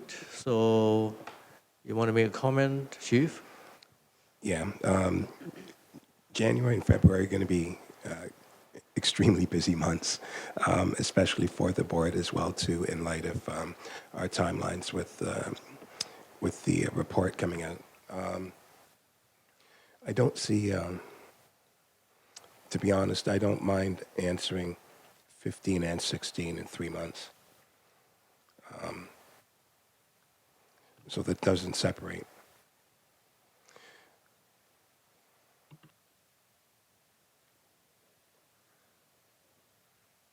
So if you want to amend my motion, go ahead. My motion was the road safety plan.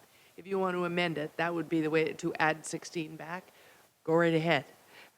I've moved a motion. If you want to add it back, another member can add it back.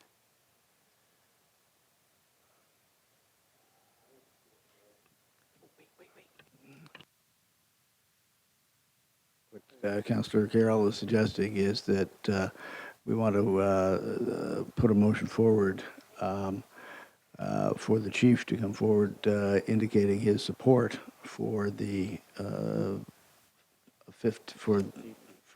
item 15, and that we can just say that item 16 is going to be covered by the Transformational Task Force.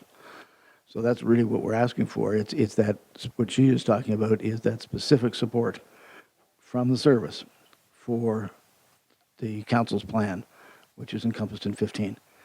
So that's two separate motions we would pass. Shelley Shelley, what you're looking for is the services support for 15, which is the support for the city's road safety plan. Yes, And it's we a could say 5-year that- We could plan, say that which item is a number six, document. Yeah. point number 16 with them will actually be covered by the Transformational Task Force, and we're happy to wait for that. And that's your amended motion. That's what I'm saying. Right. Yep. I can support that. Okay. So moved by Council Carroll, seconded by Mayor Tory. All those in favor? Any opposed? Seeing none, carried.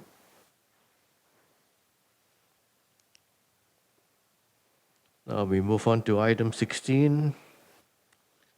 Vendor record for acquisition and maintenance of network hardware, software, and professional services, Onyx Enterprise Solutions. And we have a deputant, Chris Langenfeld.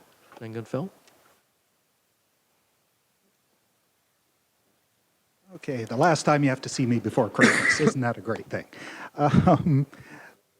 So I'm on this recommendation, this item, I'm looking at the financial implications section on page 2, and it sets out that in the second paragraph, the cost for the first 2 years is $5.7 million, and the 3-year optional cost is a total of approximately $10.1 million. So if my math is right, it's $2.85 million per year for the first 2 years, and $3.37 million for the next 3 years, which works out to an 18% increase for the last 3 years of this of the possible renewals. I also note that in this bidding process, only 2 tenders were actually received, 2 bids were made on this, despite the fact that there are dozens and dozens of IT service providers in the City of Toronto. And so I suspect, and I brought up before, the fact that simply listing an item on Merck's doesn't guarantee that you've got vendors looking at it. And certainly as a business owner, you wouldn't want to say, oh, well, hopefully people will come look at what we're looking for and offer us a bid, and if not, we'll just pay the highest price for the people that bother to offer us a quote. So what I'm hoping the board will do is consider approving only the first 2 years of this contract. Go ahead with, I know of Onyx, and as far as I know, there's a reputable company, there's no problems with them. It seems to make sense to move ahead for the first 2 years, but that the board direct the service to go back to tender for starting in 2 years from now and get some more quotes in on these services and see if in fact Onyx is also the best option for the successive 3 one-year renewal options on this.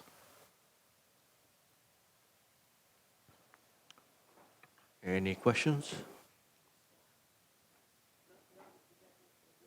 Okay. Thank you, and I'll wish you all a Merry Christmas. Merry Christmas. Happy New Year. Question of the staff, Council Carroll.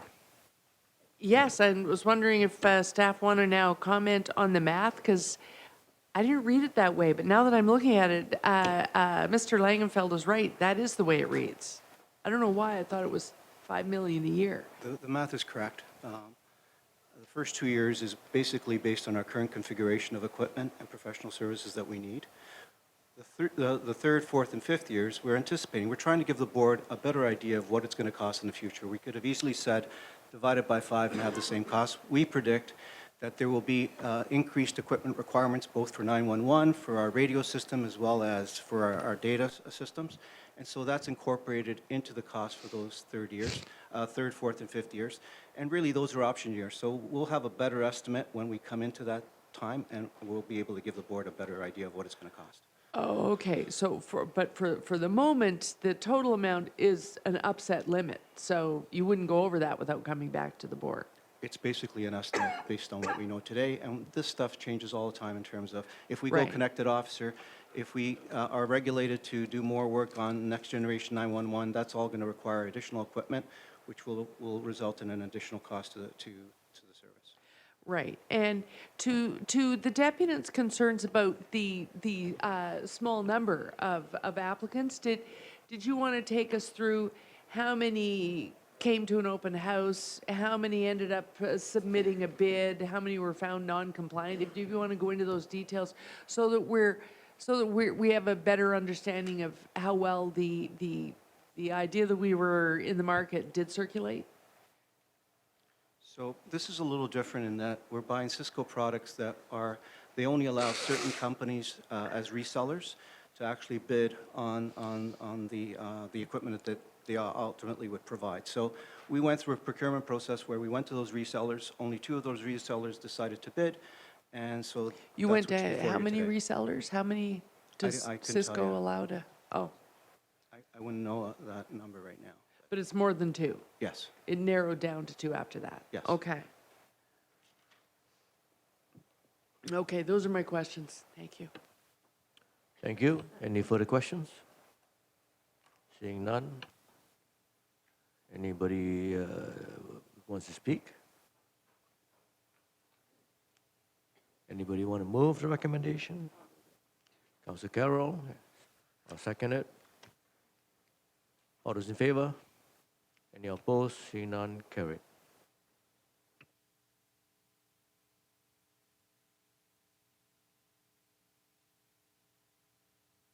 Now we go back to number 3. Yeah. You want to do number 8? Okay.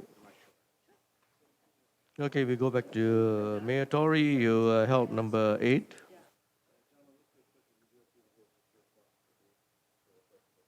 Yeah, we're just doing a quick release. Oh. Do we have speakers on number 8? No, wait, can we just, I don't want staff to be sitting here who don't need to be sitting here. 17, I can quick release. I got my questions answered offline. Okay. I'm good to go on dry cleaning. Yes, I'm Right. moving number 17. All those in All favor? for the dry cleaner. Yes, there we go. Any opposed? Seeing none, carried. Yes. Okay, number 8, do you have any questions? I just had 2 questions of staff on number 8. I don't know who would answer this, but question 1, I saw all the language in here about how we'd have to retrain 200 dispatchers and, you know, be really complicated, and several other services use this thing, and I was concerned about that, obviously, because that shouldn't be and cannot be a reason for sole sourcing something, letting alone being afraid of changing suppliers, and I'd just like a comment on that. And then secondly, I wanted to make sure that given what this hardware and software, I think is going to be vital to the mandate of the transformational report, because it's where a lot of the dispatching is done, and if you're going to base it on where the police are needed most as opposed to the other kinds of things, I wanted to make sure that we had determined, especially again when we're sole sourcing, that first of all, this was going to be able to help us with that and provide that data, and secondly, that it was going to be able to be incorporated into open data so that we could actually have that data for others to look at. So Those are my 2 questions. I'll answer your third question first about open data, and yes, it is capable of that. Your first question, Mr. Mayor, is a good one in the sense that we are going, as you all know, through a transformation.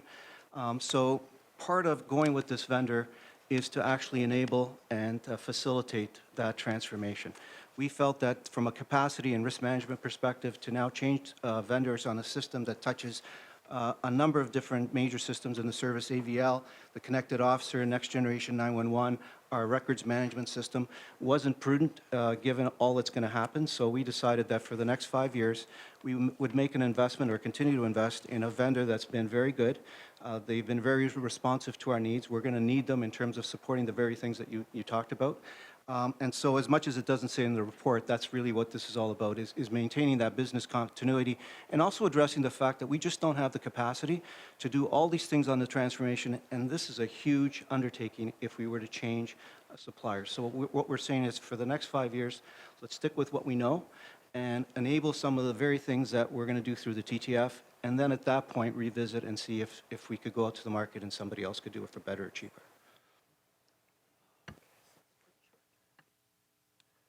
Mayor Tory, you want to move?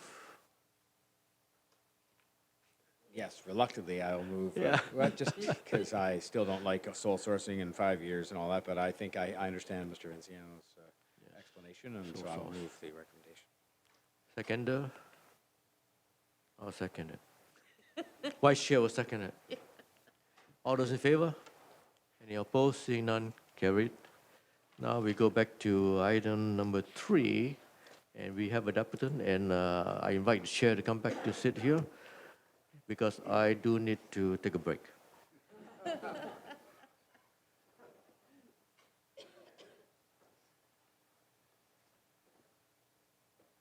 Thank you, Chen.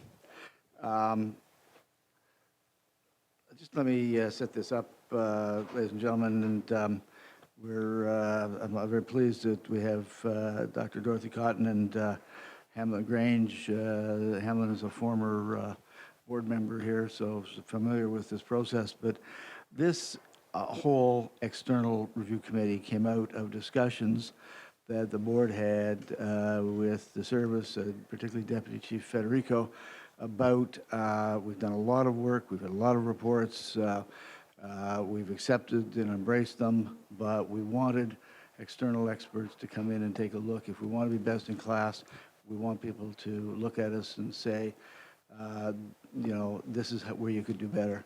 So we reached out, frankly, to 30 people, I think, that we knew in the business, and I think I was thinking that maybe the 15 or 20 would come back and put their names forward to be active committee members, and indeed, virtually all 30 came back. I think only Jim Bartleman attended the first one and then thought the trip from Ottawa was on a regular basis was too onerous. The committee is listed in the back of your report. I think they've just done extraordinary work. We're very lucky to have had such distinguished people taking a look at this. And I think it really speaks to the importance of this issue, not just for the Toronto Police, but for everybody, as we see the vast amount of time and the people that experiencing mental distress need help. So I want to say, first of all, just on behalf of the board, thank you very much for the work that's been done, and I turn it over to the co-chairs, unanimously elected by their colleagues as the co-chairs to present the report. Yeah, thank you, Mr. Pringle. Good afternoon, Chair. You can call me Andy. Mr. Pringle, when you're that end of the table, you're Mr. Pringle. Okay. Members of the board, my name is Hamlin Grange. Along with Dorothy Cotton, Dr. Dorothy Cotton, I'm one of the two co-chairs of the External Mental Health Advisory Committee. So first, allow me to thank the board for establishing this committee to examine what I see as a very important and often overlooked aspect of policing. We also want to thank Deputy Chief Mike Federico for assisting the committee by providing some operational information that added some important context to our work.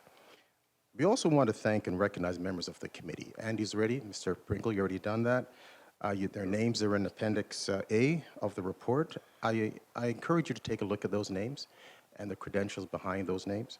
Collectively, these individuals have tremendous experience in a wide range of areas, from policing, governance, diversity management, criminal justice, politics, social services, community engagement, and psychiatry. What they have in common, however, is a deep regard for mental health issues and concern for how Toronto police officers interact with people with mental health problems.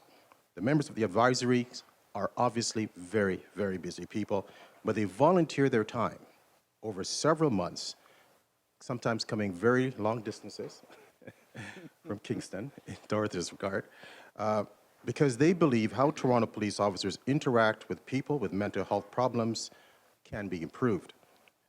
Needless to say, there were many challenges doing this review. Nonetheless, we were impressed with the desire on the part of training staff at the Toronto Police College to provide officers with the knowledge to better interact and also give them the skills to better interact with individuals undergoing a mental health crisis. However, we found it difficult to translate what appears to be good training into something that could be measured in terms of effectiveness of the training on the street. In other words, in the day-to-day interaction with people undergoing a mental health crisis. As we have stated in the report, quote, the fact that a particular educational initiative exists does not mean that it works or that it has an impact on day-to-day behavior of officers, unquote. These training programs may be effective. However, the committee did not have sufficient information that was available to us to make these kinds of evaluations. Saying all that, I will now turn this over to Dr. Cotton to provide some more details about how we actually went about doing our work. Dorothy. There's probably nothing more frustrating than going to hear a committee report and hear about what they thought about instead of what they concluded. But I think in this case, it's almost an allegorical kind of thing that the process the committee went through, I think, parallels what both the board and the police service have to do in order to address this issue.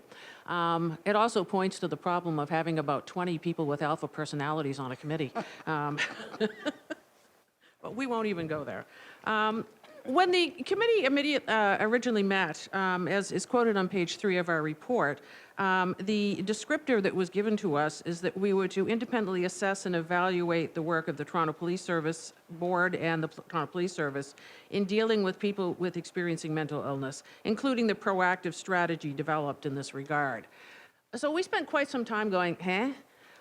And you know, the question really came to us is what exactly does that mean and how do you measure and evaluate that? It's interesting because I suspect in discussions with Andy and other people that the real question that was asked was, so how's our training? But that's not what you said, so that's not what we did. We came up with the mandate that's actually on page 1 of the report you have that really said, are the programs and procedures that the Toronto Police has in effect, are they likely to be effective in maximizing the potential for good outcomes in interactions between the police and people experiencing mental health problems? And as Hamlin said, in a way, we both had too much information and not enough information to answer that question. We began by really thinking about what were the items that contributed to that. And although, as I said, our suspicion is that the focus was on education and training, if you look at Appendix C in the report, you'll see that from the research that we did, various reports that have been written, many of which are familiar to the people in the room, these were all the items we pulled together that are going to contribute to positive outcomes or measuring positive outcomes between police and people with mental illnesses. And really only one of those items is education and training. It would be in my opinion that the field at large, and this is not specifically talking about Toronto Police, is overly reliant on the magic bullet of education and training. And if you doubt this, I would like to say, how many of you plan to exercise regularly and eat properly for the next 2 weeks? And how many of you are going to not do this because you don't know any better? And the answer would be, none and none to those questions. So obviously, while education, I wrote the Tempo model. Clearly, I'm quite invested in proper education and training. We would be remiss to say that this is the answer. So what we did essentially was looked at all of those items in Appendix C and said, okay, what can we reasonably bite off? What kinds of things can we look at that an unpaid committee that's supposed to meet in the short term can reasonably address? And what kinds of things we do that are not totally redundant with all the other reports that have been done. There's been tons of good work done in this area in the last few years. The Yakabuchi report obviously being top of that list, but many, many other reports. And we were very concerned about simply being redundant. So what we did is we carved off a couple of areas. And those are the things we're going to talk about in our remaining time here. And they fall really into 2 categories. Hamlet is going to talk about 3 key areas, focus areas, that we wanted to identify. And in these areas, well, I'll let Hamlin talk about that. And then I'm going to talk a little bit about the broader issue of strategy at the end. Great. Okay. Thank you, Dorothy. As we've identified 3 areas we believe that the service and the board absolutely must focus on going forward: leadership and organizational change, use of force, the intersectionality of mental health with a range of social identifiers such as race, ethnicity, class, or gender. Now, we believe a change in culture is required within the service if there is to be any meaningful change in how officers engage with people with mental health problems. This change, we believe, is dependent on leadership. Leadership from senior officers, supervisory officers, the police association, and indeed the board. Leaders must develop a degree of emotional intelligence and intercultural competence in order to demonstrate to those in their command or to their subordinates that attitudes must change. The Yakabuchi report on its website called, the opportunity report actually called for the service to have a formal statement of commitment regarding mental health. The service has done this, it's posted it on its website. It is a wonderful statement of commitment. But unless there is change, culture change within the service towards mental health, good training, careful hiring, and even verbal or posted commitments will be undermined. We recognize that a small number of incidents involving people in mental health crisis and in use of force or even deadly force. We acknowledge that. But even one is too many. We believe the service must do more to ascertain if de-escalation training techniques are being used appropriately and sufficiently by officers. The service should work with those in the mental health sector and researchers to analyze these incidents and to identify any gaps. Poor mental health can affect anyone, regardless of race, gender, social status, or age. This intersectionality, this intersection of these realities should not and cannot be ignored by the service because it can lead to discrimination or differential treatment. More must be done by the service to identify the intersectionality of mental health and other factors. This means collecting data to identify if certain individuals are being treated differently when they are undergoing mental stress. The current annual report to the board on the use of conductive energy weapons, such as tasers, provide limited information, so it is difficult to know how people with mental health problems are affected by the use of CEWs. Now, Dorothy, as I mentioned earlier, will now talk about our overarching recommendation that we think that the board may want to consider. Dorothy.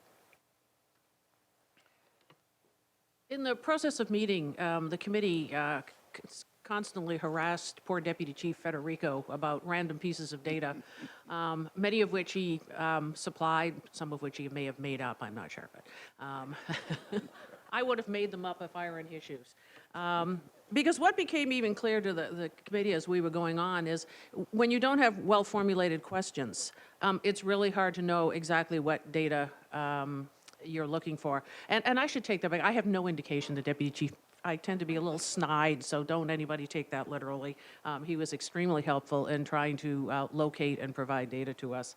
But it really made it clear to us that it was very hard to know what data we were looking for. And we realized partway through the process that why this was so difficult is because we didn't have a clear statement of what the question was.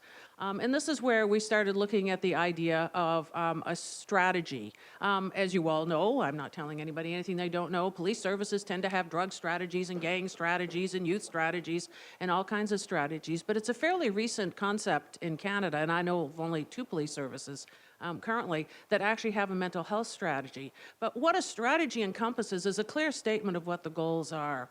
Toronto Police, as far as we can tell, has in place many and maybe even most of the components of a mental health strategy. But what there isn't is a coherent statement that pulls it all together. And when there isn't a coherent statement or strategy, what we have is we don't know what it is we're trying to measure. I mean, what is it exactly that one is trying to accomplish by improving the outcomes of interactions with people with mental illness? Do we want to take more people to hospital or fewer people to hospital?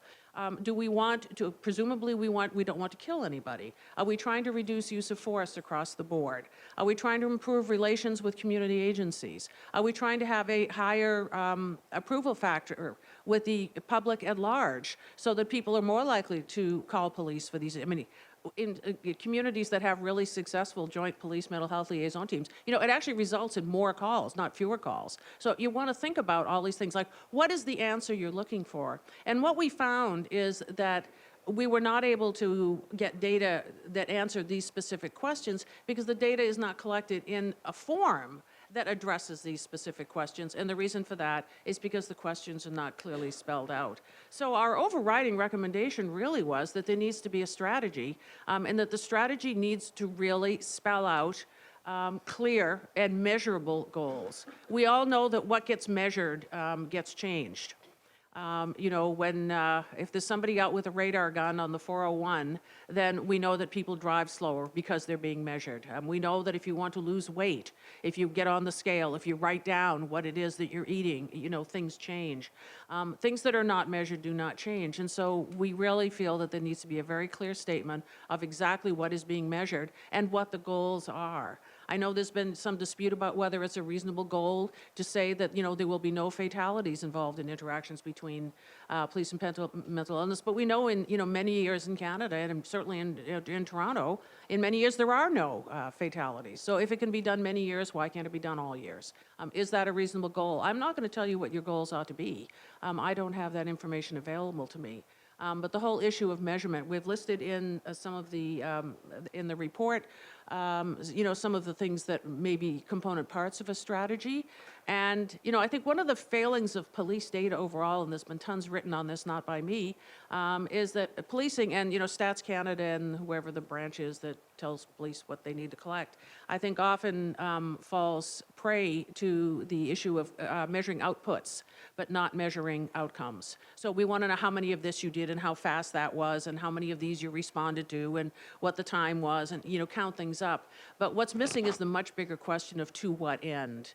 And what we would encourage is a strategy in regard to people with mental illnesses that really spells out to what end, and therefore, you know, really holds the feet to the fire in terms of meeting those kinds of goals. You know, the education and training part, we were very impressed with everything we saw at the Toronto Police College. There's a lot of very skilled people out there who have reviewed the literature and appear to be providing, you know, excellent training. But if you read the research literature, you know, there's not a whole lot of evidence about the relationship between education and training and behavior. My own personal guess is that we're probably overtraining a lot of people. And I'm sure any police officer in the room knows this, that there's a huge number of people who have put through this mandatory training that didn't need it, at great expense to the organization. So how do you assess that? How do you decide who you're hiring? Is that taken into account? Are people's attitudes toward people with mental illness assessed in your pre-assessment, pre-employment kind of reports? And, you know, I could go on and on. I know we have limited time, so I'll stop. But I said I think the general concept is if you don't know where you're going, you're not very likely to get there by the most efficient route. Dorothy, let me close by saying this.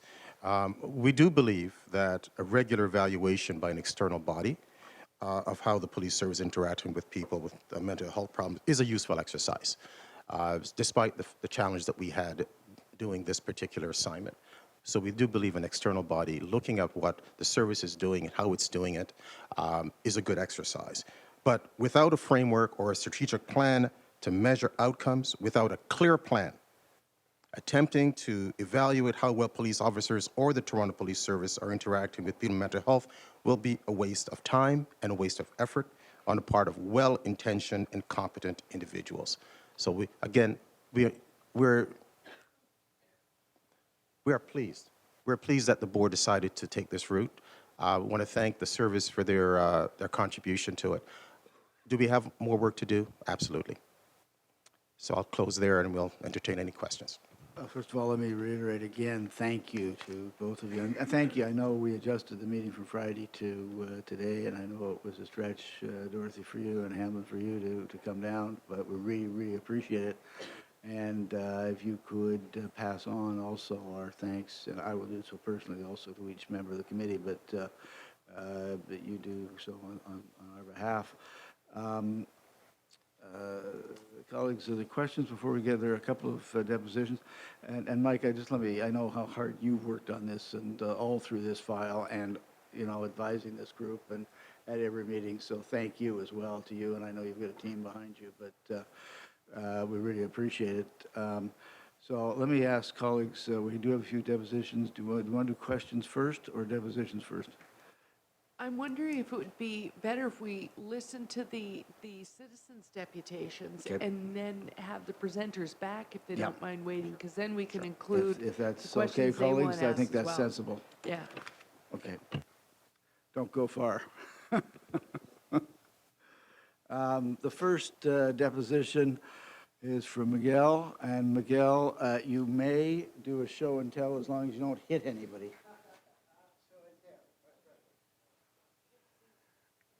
Yes, and it's still 5 minutes. That's Councillor Carroll reminding me of that. Nothing special. It's really sad. Okay, so thank you Okay, for go. opportunity to come to the board meeting. And I have some documents I'd like to pass it on to you. Councilor Chief, please. Councilor Chief, will you please pass it on to the... As you can see, there's I'm passing to you pictures of shields that are currently used in the police forces of North America. This is the police shield that is currently used by the Toronto Police. Pictures, please. All right. Do you see the shield? The shield's shape is different than this one. This is a shield used at detention centers. It's concave. It's mainly used to stop someone for hurting or hurting someone else. On the picture I show you, the police service is a different one, but this one is specifically used for mental illnesses. So this shield is available. I want to address the issue that it can fill inside police cars. Oh, sorry. In December 2014, last year, there was a man who was wearing a machete at Dundas and Bay. Security officers assigned to that mall were able to hold the individual who was having a machete in his hand. Without any proper education, they were able to surrender that person. I provided with information to the secretary of the board, and she was able to provide a link to a video that it shows the police riot shields. This one can save a life. And this video, it shows that there's a man who has a mental condition, who has a weapon in his hand, and these officers are able to save these lives. So I want to pass it on to you. As part of the education and training program for the board, by the way. So you are aware that this exists. This police shield can be available. I carry on my bike. Can you imagine? I carry this on my back today. So there is no excuse. Not everybody has seen your bike the way I have. So there is no excuse for that shield to be available inside a police car, or perhaps available in one of our paddy wagons, or the MCIT, I believe, is a large van, Q-van. It has enough space to carry this type of shields. I don't have a picture, and I wish I can show it to you, the dimensions of the MCIT vehicles in operation with the Toronto Police. It's too bad that Andrew Loku, Michael Allegon, and Sammy Yatin did not have this type of tools available for the police, because these tools do really save lives and are not as expensive as you may think. Tasers. The use of tasers have been proven to be an adversary to the process. In one way, in some way, it can save a life, but in some ways can really create more problems than solutions. If we don't know the past, the medical record past of an individual, if someone has a heart condition, if you tase that person, guarantee that person is going to die. So I think it's important that the use of this shield don't need to ask the person if he has a mental condition. You can neutralize that individual for harming other people, vulnerable pedestrians, himself, herself, or anybody in the police force. I know they the police want to ensure the safety of the personnel. I totally suggest that the shield can be available. And if you have questions about this, I will be willing to talk to you offline.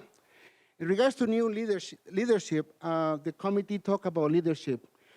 I'm sorry, but Chief Federico, you don't feel the bill to be a leader in the training program because you are the one who dismissed the use of white uniforms for police officers. White is a neutral color. It does not show aggression like the blue militarized uniform that your officers wear. We told you about the use of white uniforms, and you dismissed that idea, Mr. Federico. So I'm sorry, I had to dismiss you to become one of the leaders, if that's what the committee is looking for. Chief Sanders, I think you need to come with a solution for this. I want to ask you if this is available on your vehicles. They told me that they don't. Anyway, I have 1 minute. I've been told by the chair. You got less than a minute. Now you got about 4 Less than a minute. All right.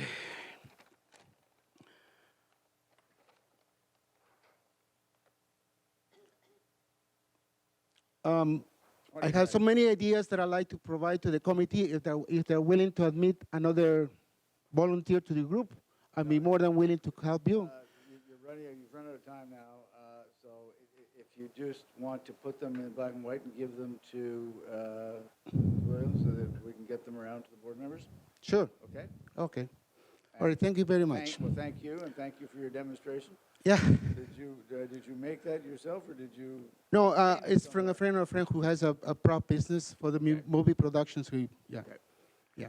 Yeah. Questions, Miguel, colleagues? Okay. Thank you, Miguel. That's great.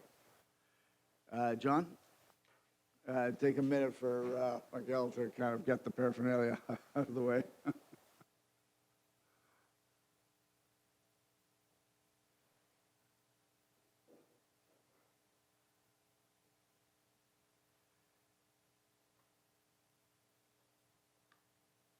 Thanks, John. Thank you, Mr. Chairman. 5 minutes. The Toronto Police Accountability Coalition has been before this board many times in the last 12 years on mental health issues. We've raised many of the issues that are found in this report. And in fact, in a number of occasions, I know we've actually used the word that culture eats training for lunch, which of course is in this report. So we were very, very pleased to see this report. We thought it was right on point. It's made many of the issues I say that we have been trying to make, and it makes them very, very strongly. And I think it asks the right questions, many of which unfortunately get answered in the negative about what actually is going on. So, and I think the way forward that it proposes is a good one. The idea of developing, implementing, and measuring the outcomes of a comprehensive strategy for addressing interactions with people with mental health problems. We think that's the way to go. And we should be trying to figure out how to do that as quickly as possible.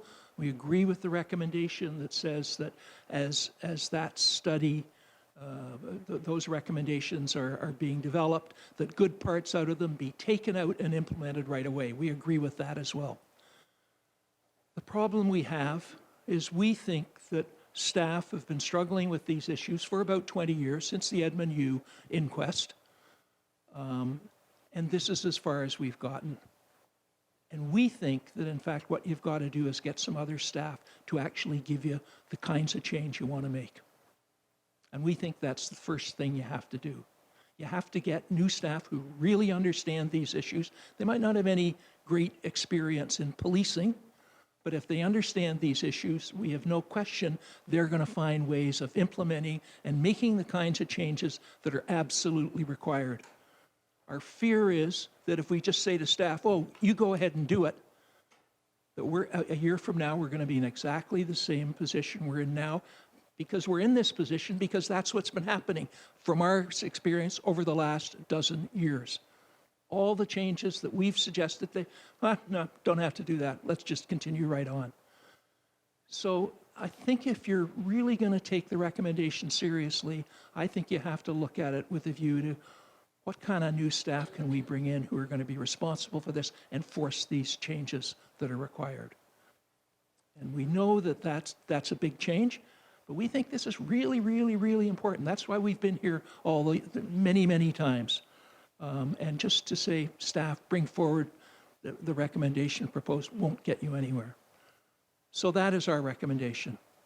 to proceed with this, saying, yes, we do this, and let's get the good new staff in who are actually going to deal with it.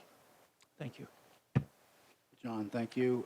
Colleagues, questions of Mr. Sewell?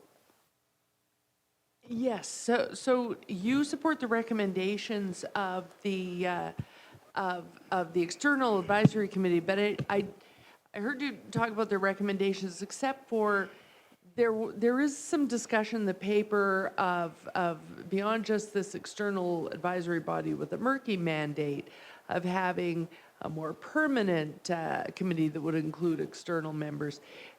Is that a slowdown, or should we definitely have that as well, in your I think view? that's a good idea as well, having somebody looking at it from the outside. I mean, that's the great merit of this committee, I think. It's looked at it from the outside, and, you know, as we say, well, we've been saying this for a long time, but in fact, it has power. That's the thing. A board-appointed committee to look at this really has power. So I don't have any problem with either a continuing committee or something like that. Okay, you understand why I would ask that question. We've struggled with this for so long. When I read that, my first thought was I have to ask when the coalition speaks, because if you appointed another committee, often the criticism is, oh, there they go, appointing another committee. Yeah, but the committee- But in this case, it needs a more clear mandate than we gave That's the right. first The group. purpose of it is to actually say, sorry, are they doing anything? Nope. Or yes, they are. Hey, they, and so forth. That would be the purpose of that committee. It would not be to develop the strategy. Right. I firmly believe that you have to have someone rooted within the staff, a staffer who's actually doing that to force the change. It's going to be Okay. very, very hard because, I mean, they're talking about things like changing police culture, which no question it has to be changed. It's not being changed. Haven't seen any recommendation. This would start to do it. Similarly, the whole idea, how do we get a de-escalation? I mean, again, we've been asking for this. So there are big changes to make, and I think you need the staff that actually would be able to do that. But yes, an external body that's looking in and saying, good idea. Okay, and what's the It's single? sort of like an auditor general to some extent, right? But not Right. in financial terms as much as, yeah. Right. And what's the biggest change? We should just name it. Dr. Cotton said, are you looking for more calls, or you're looking for less time in hospitals? What's the single biggest change that the coalition wants to see? I think it is a fundamentally different way of dealing with people who are thought to have some kind of mental illness or disorder, which is why the police have been called. But I think at the end of the day, if police start dealing with those individuals differently, they're going to deal with everybody else in a different manner, in a much more positive manner. It's a change, a really serious change in what you think policing is all about. Thank you. Thank you. Other colleagues for Mr. Sewell? John, thanks a lot. The last one, Susan? Yep.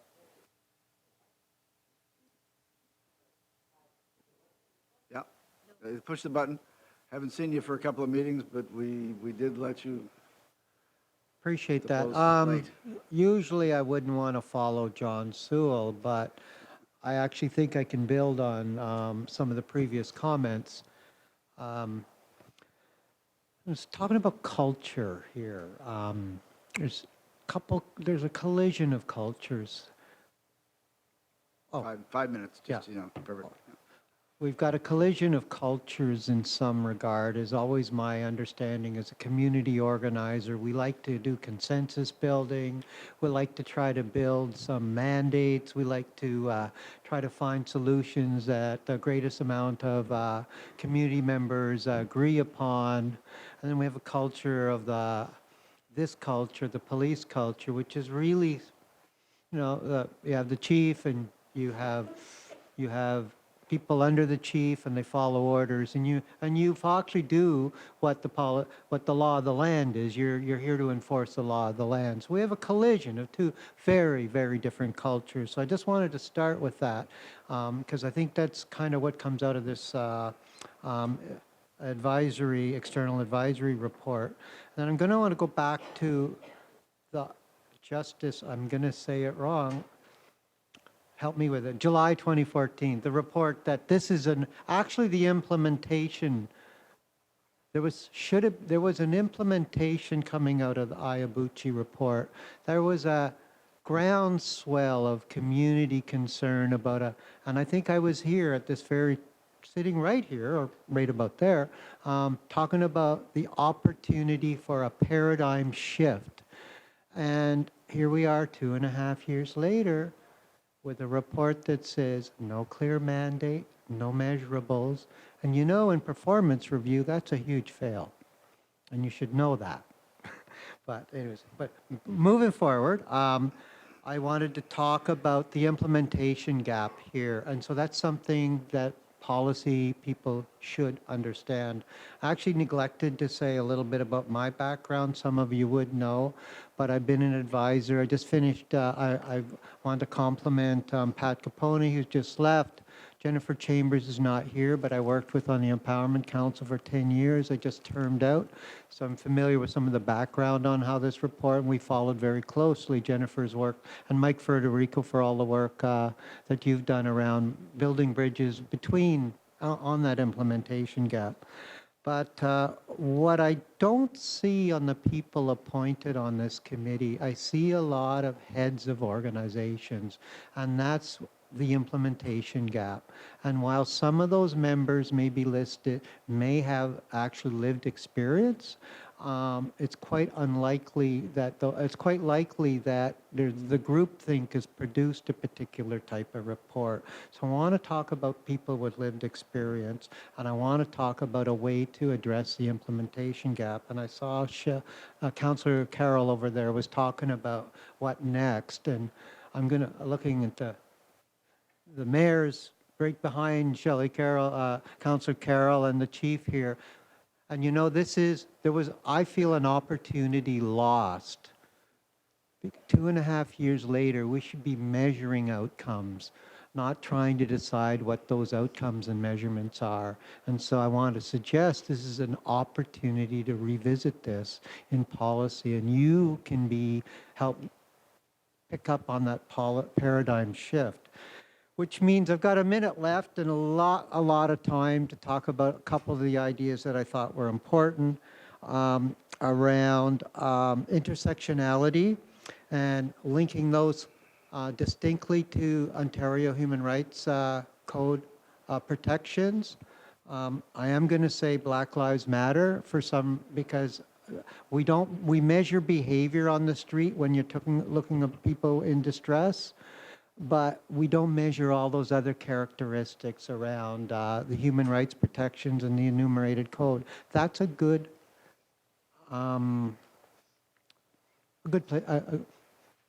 precedent to work from. And the other thing around prevention, and it might not be the purview or within the scope of this particular board, but what we need to do is look at, and what I think is prevention around social determinants of health. And some of you sit on other committees, and many of us do sit in other things around things like poverty and housing and employment and social inclusion. And I think looking at prevention and how these incidents are reduced. I will close with, and so back to the people with lived experience piece is when you look at what is the next steps, and I didn't get that far in the report, but must include people who can tell you what it's like on the ground, what it's like to receive the services, and bring people with lived experience into the implementation of whatever the outcomes are. Thank you for giving me an extra 40 seconds. Susan, thank you. You're welcome. Questions of Susan? Shelley? Yeah, you've stayed involved in this. I just wanted to give you a chance to maybe reinforce that, because this is a tough report for the service. They've worked a lot on this in those 2.5 years, especially since the JKE inquiry results. But I heard you thanking them. So you're not saying you haven't done any work, it just hasn't got where it needs to go. You agree with the report in that respect? It's still unclear what the true strategy is. But you don't discount that there's been a lot of trying. And I think around the level of around management and training at police college and a lot of, and yeah, I want to acknowledge the work that's already gone in, and that's sort of like a beachhead in a way, but I think there's still a lot more to do, and we wouldn't have this report in front of us if there wasn't. And you do a lot of work on your own dime as advocating for people who are having these experiences. Is there a singular thing that a singular goal that you want to see in a strategy? If we say we want a real strategy that can be measured, is there an overarching thing that you just got to see, or it's not a strategy in your view? And I'll go back to if we're looking at an advisory committee, and there may be you have experts, and so Right. I'm looking at what's rolling out at the city now is a poverty reduction strategy and a committee of people who have had experiences around poverty to help guide that, to help inform that process. This is what we think is a good idea.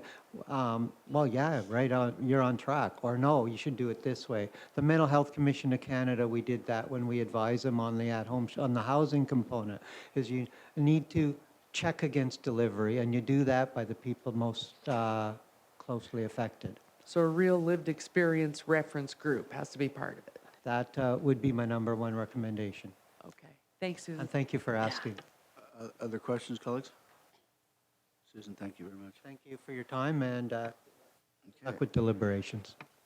So now, Dorothy and Hamlin, if you'd care to come on back.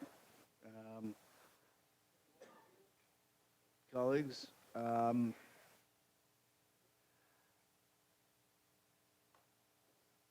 questions of the chairs on the report, and Shelley? Sorry, can I make a I comment? don't need to go first. Sorry, go ahead. I don't know what the rules are, but if There are I no could make a rules. We'll comment. make 'em up. You know, one thing I want to be clear Carol's about in gonna tell me. listening to other people making comments is, and I think you were getting at this in your question, the question is, have we made progress or have you made progress? And I think it's really important to be clear on that. Certainly, we were not saying that no progress had been made. My guess is that huge amounts of progress has been made. But the hitch is we're not measuring anything that would tell us. Like, we couldn't readily get use of force statistics about people with mental health problems to see if there were trends, either upward, downward, or sideways. And the other, big thing to me is I'm sure Toronto Police, I would assume, like most police services, periodically do community satisfaction surveys. And I don't know if you do focused ones, and if they're repeated over time, what they reveal. It could be that the mental health community is actually much happier with things now than they were 5 years ago. Or it could be that they're much less happy. I haven't a clue, and I suspect nobody else has a clue. We know that they're not perfect. I mean, I think that much everybody's clear on. But just in terms of progress, we didn't go into it in our report because we didn't want to be redundant with all the other reports. But we have no doubt that there's tons of good stuff going on. But it begs the whole fundamental question of to what end? Like, where are we? So that's all I So, want to Dorothy, say. let me just say, to respond to that, when we first sat down and this committee came out of this board in a strong belief that this is such a big, growing, and important issue that we want to be best in class. And Mike and his team have just done, I think, a fabulous amount of work. The Akabuchi report was hugely significant. But we wanted you, an external group to come in and take a look at us and tell us exactly that. And as you know, when you first asked me, I said, what do you want to get out of it? And I said, well, I just want to mark, So this is a start, and hopefully that your recommendation is very clear, but hopefully we can convince a group to come back next year and take a look at us, because we do want to be best in class, have those measurable outputs that you guys can look at it and say, this is real progress. So again, thank you for what you've done. And I know it's always tough being groundbreaking in the first, and we left you a little floating. So we appreciate it. Colleagues? Or sorry, Dorothy, you're going to make something, other statements? Okay. So, in going forward, is Is the request that the board decide? You gave some overarching questions. Ask yourself what it is you're trying to achieve so that you can build your strategy from there.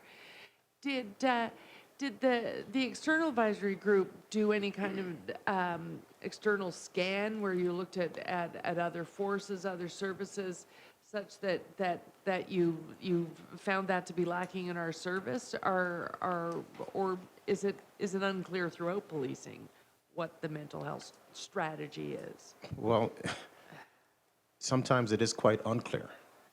In some instances, it's very clear in terms of some police services, in terms of what they're doing. What I found also interesting in speaking with one police service that just launched the strategy, I asked the question, so how do you know that the training that you're giving your officers is actually effective, and they're actually using the training on the street? What do you do after incidents? Do you do a debrief in terms of incidents when someone is involved with a mental health crisis situation? They hadn't thought of that. And I think that's part of the problem. And it's just not a problem for the Toronto Police, it's a problem for all policing.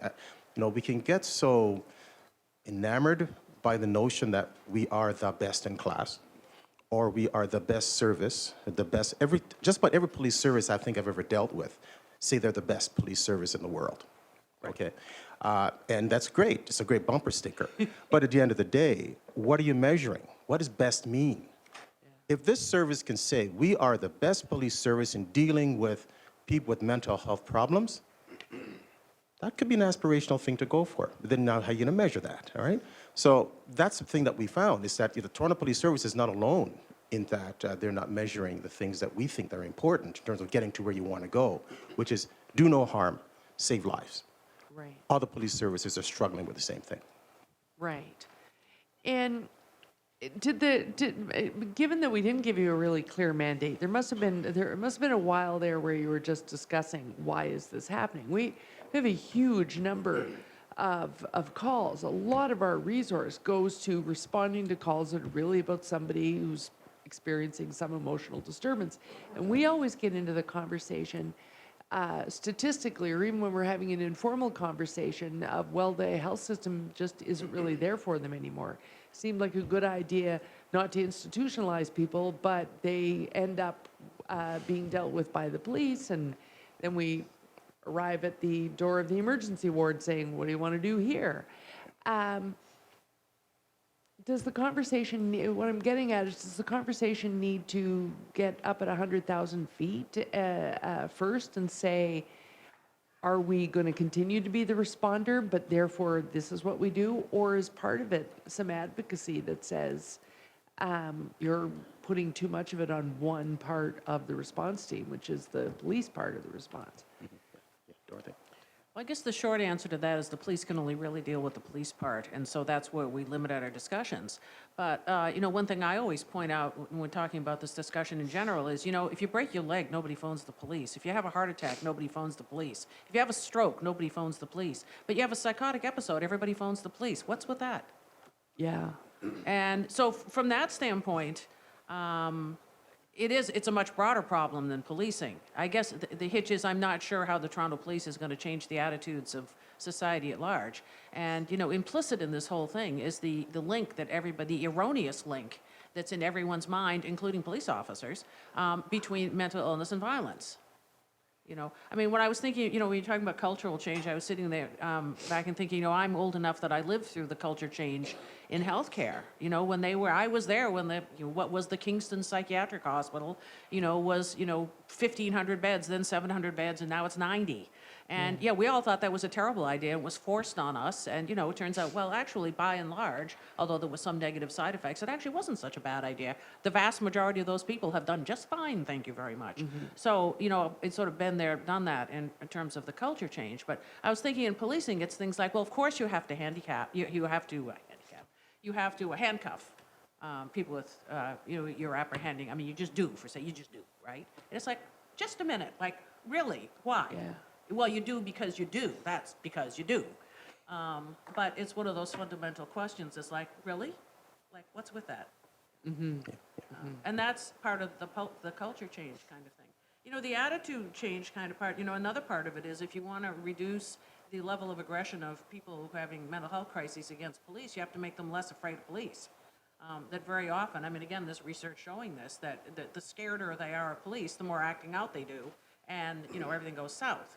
So, you know, it's a lot of these very, very indirect kinds of things, which are only really going to get captured. I realize I'm kind of going all over the place here, but hey, you give me a microphone, I go to town. You know, they're very broad issues. So in that way, yeah, you're right. It's not a localized issue, although I have no idea what you as a group can do about that. And this is my ignorance because I arrived here just post Yakabuchi.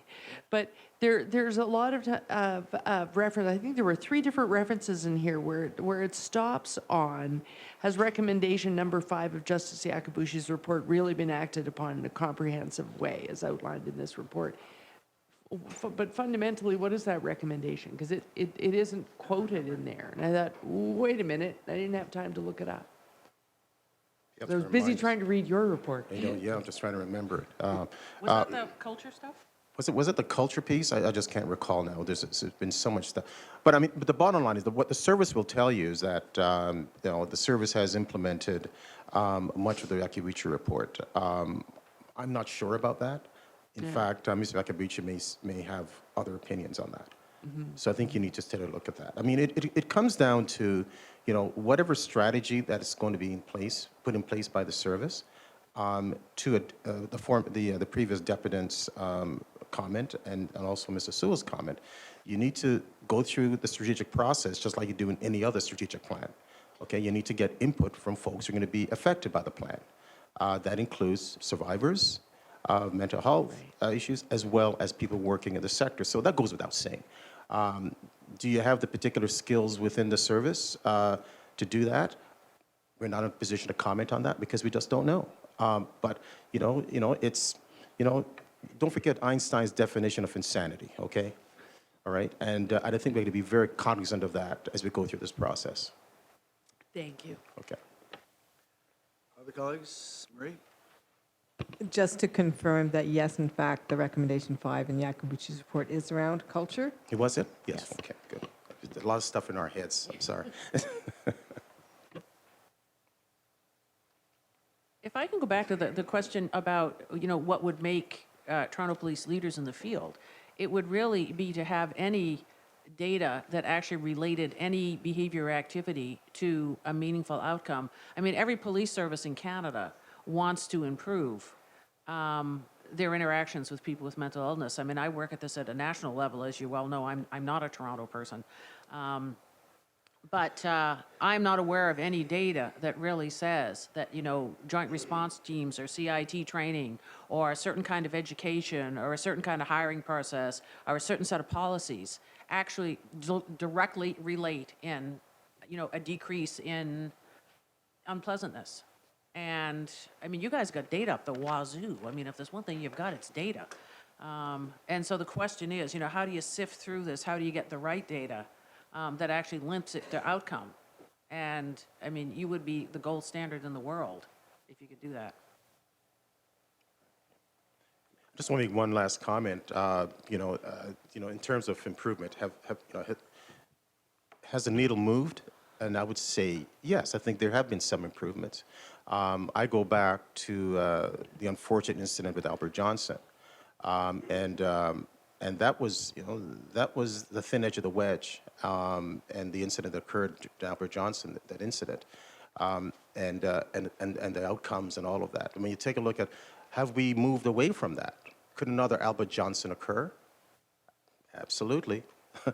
Has an equivalent Albert Johnson incident occurred? Yes, it has. Okay, so what are we doing? I mean, it's, what are we telling our officers to do? Yes, this is a tough job. This is a tough job. And officers are expected to enforce the law, but they're also to protect people. And I'm just not sure whether or not they're giving all the things that they can to do that, the protection piece. Okay, both themselves and those individuals. So yeah, it's culture change, and nobody ever wants to talk about culture change. Nobody ever wants to talk about that because it means you have to do things differently than we've done before, and that's hard work. Well, let's get hard. We're talking about it all the time with the Transformational Task Force and the public consultations that we Yeah. do. So it's not that this is unusual, it's just more of what I think the self-reflection and the directions that we need to go. Marie, anything else that you have? Not for the panelists. Thank you Okay. very much. Jen, And thank you to anything- the members on our behalf. Jen, anything from you? John? Yeah.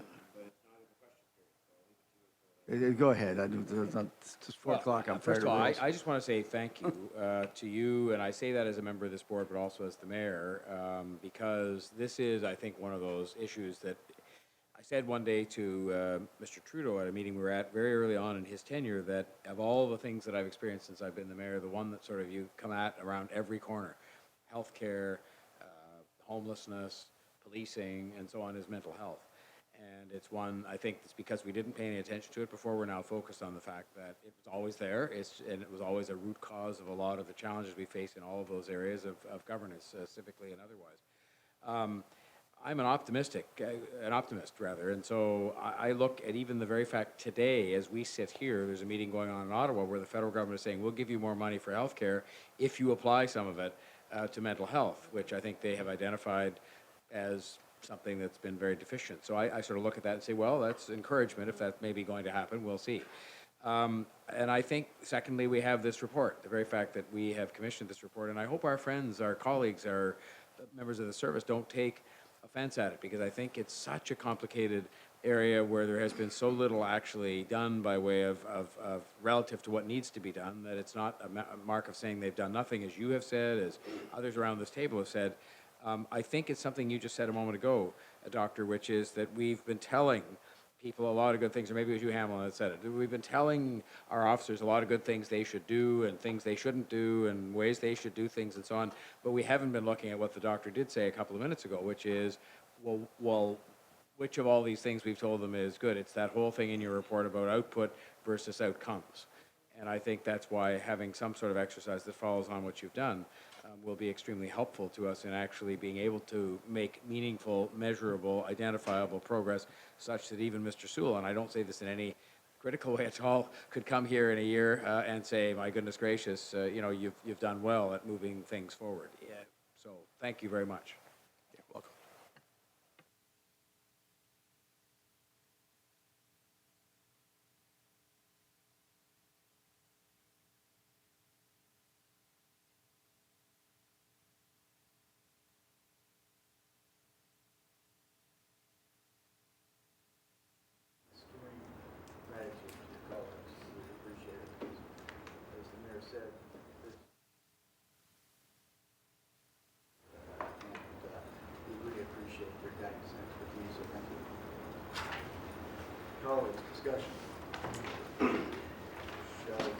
So I don't know how you want to approach this, Mr. Chair, because we do find ourselves, as we proceed, running up against culture change in the TTF, changes in all sorts of ways, including initial response and how we arrive.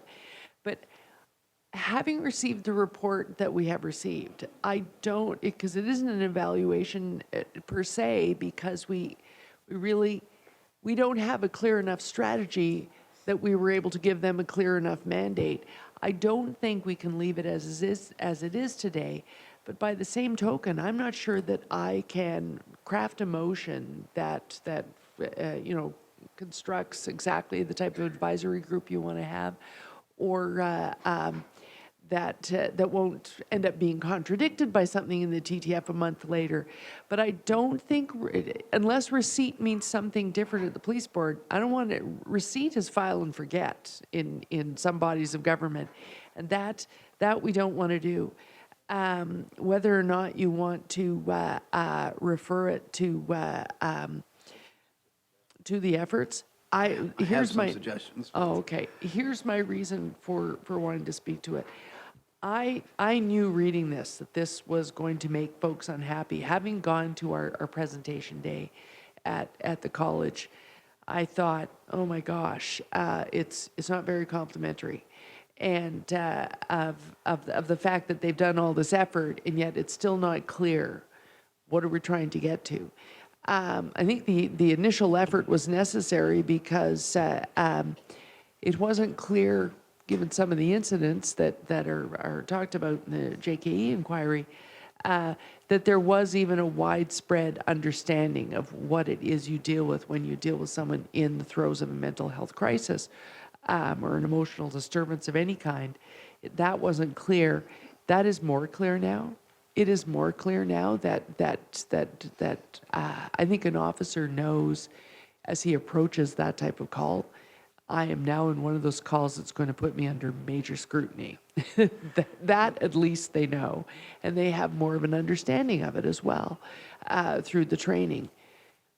But I think we have to move now to be brave and decide what we want the result to be of the training. I think the reason you can't measure the results, because we didn't tell them what result we were looking for. We just said start training people about people with mental health. Do we want a better pathway from our response to where are they going next into the health system and how so, blah, blah, blah. Do we want, are we trying to focusing on getting them back home? Are we trying to do away with use of force? Are we trying to change de-escalation from just a concept to the number one priority? We didn't give them that. And so I think this is a big piece of work. And that's a nightmare, given that TTF is a big piece of work, but you're going to have to find a way for the dual tracks to happen. Other colleagues, any comments? I've got some answers to this. Well, let me go first. My thoughts are just a little different, and I thought that Dorothy Hamlin captured it. A lot of work's been done, a lot of great work, and the training is excellent, I think, and the Akabuchi and all of that background. This is a very complex and tough issue. And it really goes parallel in some ways with the Transformational Task Force. So as we try to get to that next level, what I started out asking them, the working group to come in and do is evaluate us and tell us what we're doing well and what we need to do better. And they very clearly have come back, and the report has a very clear recommendation that we need to set working with the service and the board, set a strategy. We can be measured, and I think we should come back and revisit it in a year. So I think we need to adopt their recommendation in the report, would be my suggestion. I would add the one other that we want to engage in a similar process next year so that we can map the progress that we're making. This is not something that, because it is so complex, that you're going to lay out, get one right. In fact, John Sewell said he's been coming back for 12 years. So it's a progression that we have to embrace, and I think we've made a great start. We need to go the next stage. They've suggested it in the report. Can I ask you a question of someone who has therefore just moved a motion, if you're moving the recommendations? Well, it's getting there, but let's hear from their other colleagues to see what Marie, any thoughts? Okay. I was more interested right now in hearing what some of your proposed next steps would be, because I think that Shelley's point around how do we take the essence of this and keep building on it. And I think it does align with the Toronto, so I agree with you, Andy. I think it aligns perfectly. It's about culture change, and this is the most significant piece of work that this board. Well, Mr. Chair, I think Shelley is asking, and I think everybody's saying the same thing. My only question from your original, motion here that you were putting forward is who's going to do this?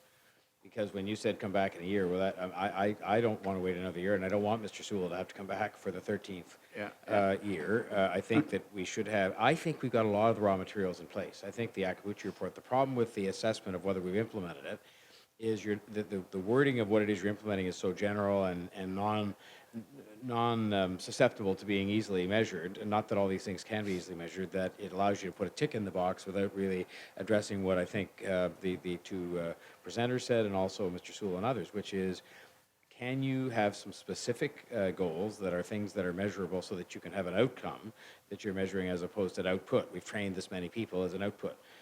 We've helped reduce the number to 0 of people who are harmed in the course of interactions with the police when they're emotionally disturbed is an outcome. Right. And so I just think that we have to sort of take this recommendation, and the only one I can find actually is on around page, they're Yes, not numbered, that's the but one I was referring at the to. end.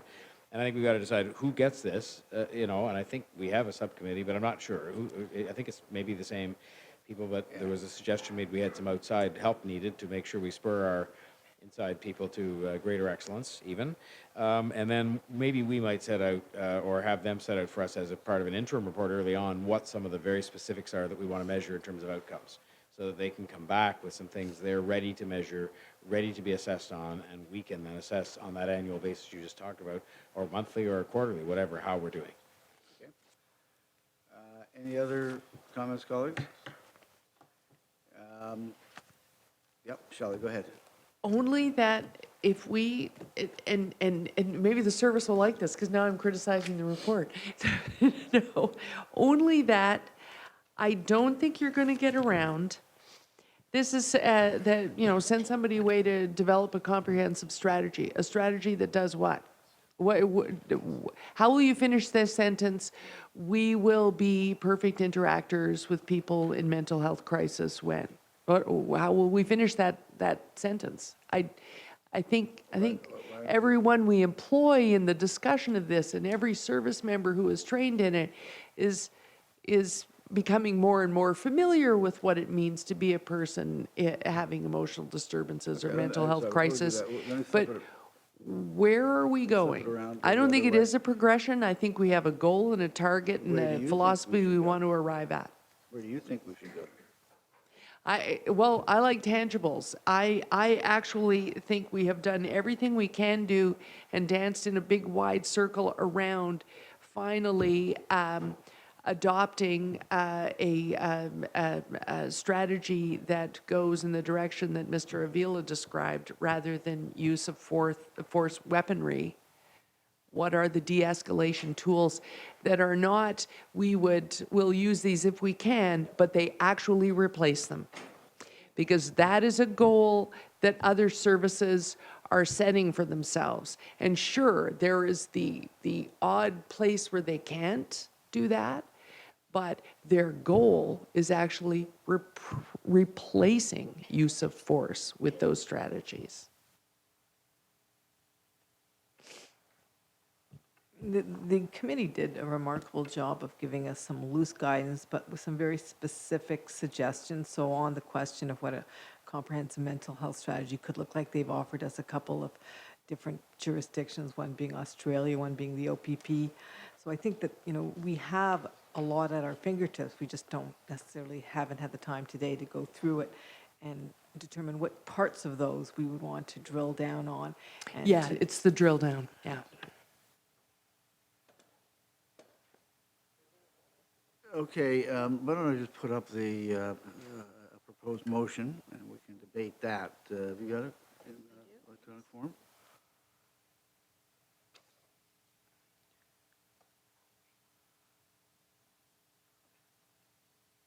Ta-da.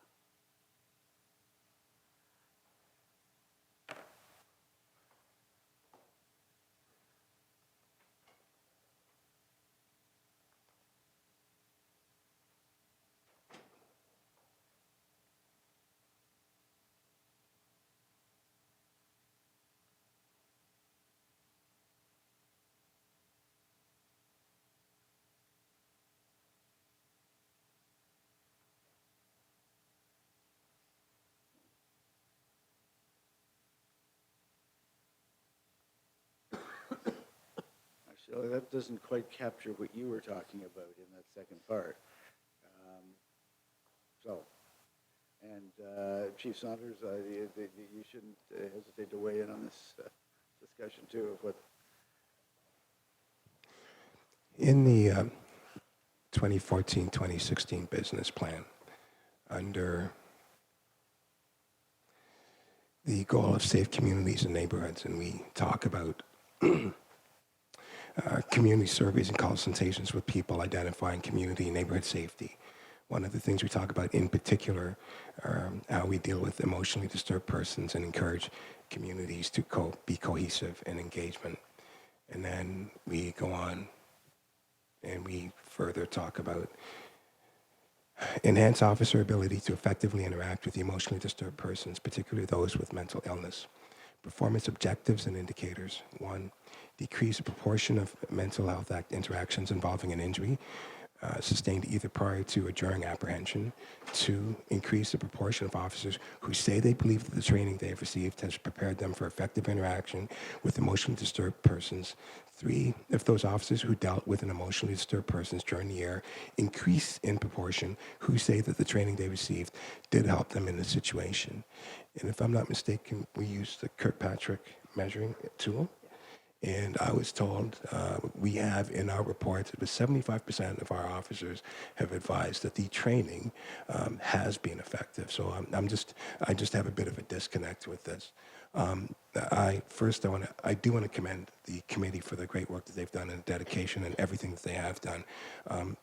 It's a serious conversation. We do this 24,000 times a year. And rising at 12% a year, 10% and a year. it's going up. So when we talk about what we do, that's only one small piece of the puzzle. There's so many other entities that have to step up to the plate and help us. So after 8 o'clock in the evening, we're the sole caregivers for mental health. That's not right. These are conversations we're having at justice tables. These are conversations we're having with various community members to try to see what we can do. Now, anything that we can do as law enforcement to improve on our skills and abilities, we will gladly accept.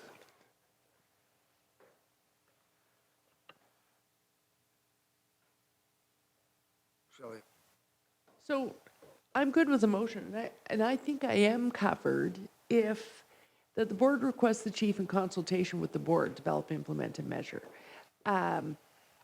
If in consultation with the board means we really build an opportunity, not a hurried 20 minutes upstairs or downstairs or whatever, but a real comprehensive opportunity where we drill down together on what the goals are. Really name it, whether it's in the form of a half-day retreat, something like that. I think So that we don't just send the chief off in a sort of how will I make them happy this time exercise when they've done so much work already. I can see where that frustration would be there and the disconnect would be there if we have a good long conversation, because it sounds like while there's disappointment in the report, it's resonating with us. So maybe we've just never really, we haven't spoken out loud what it was what our expectations were.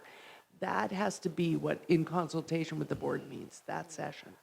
And I'm comfortable with that. I remind you that, since I've been chair, August of a year ago, so August of 15, we've had that whiteboard up. This has been, when we had street checks at number 1, this was number 2. Now that we've got Transformation Task Force up, this is number 2. It's always been. So it was Yakabuchi, it was expressed in different ways, but it is one of the trickiest things I think we deal with. So I think we have to invest the time.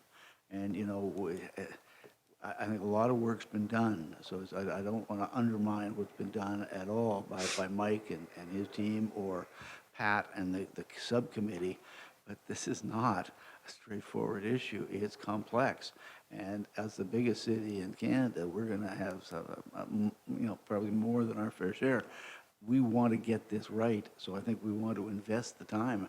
I think that's why you got 30 out of 30 people accepting, as I think Dorothy said 3 times and Hamilton said twice, the unpaid or volunteer work being done, because we all know passionately that this is something that's not easy. So yes, we'll invest the time. Have we captured what we want to try to accomplish in the... Just a point. Yep. Sorry, Mark. Not disappointed with the report at all. I mean, clear strategy and better measurables, that can be done. Just a couple of things, though. When we talk about collecting information, we generally don't include race language. But the second piece, when it talks on CEW, is it pertaining to mental health, or is it pertaining to the report that we submit to you already? Yeah, I'm, B. But the subjects. I'm sorry, you want what? Well, let's deal with them a bit at a time. So you address that one, and we'll address, because I'm not quite sure that the second one has to be there, but John, go ahead. Does, but I just think it fails to make any reference to people with mental health issues, Yeah, whereas so- the first one does. Yes. Where- Yeah, so if yes, I it's- think, Or if it's just an add-on to the existing CW report that we submit. but I think, I read that to be getting at the whole business of when they are used in connection with people who are in emotional distress or with mental health issues, and also the other information about race, gender, language, and age, but just to see if, for example, a disproportionate use is made of CEWs on, for example, on people with mental health issues relative to the total use. So to me, it's just, there's a missing reference in B. Okay. Yeah, thank and you. Miguel alluded to it a bit in his presentation. If Pat Capone were here, not to speak too much for her, but I think she feels there's a real connection there. So we do need to capture that, yes. Including the people. And I just have one last question. Is A a go forward, or are we going back? Because that will, How do you mean going back? No, I think we want to go forward. Isn't that's my sense, colleagues, isn't it yours? Oh, you mean the data report? Yeah. When do we start?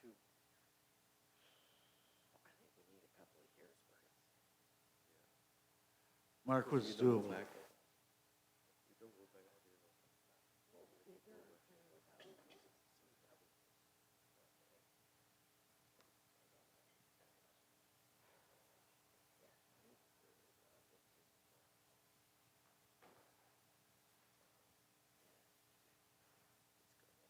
You're good?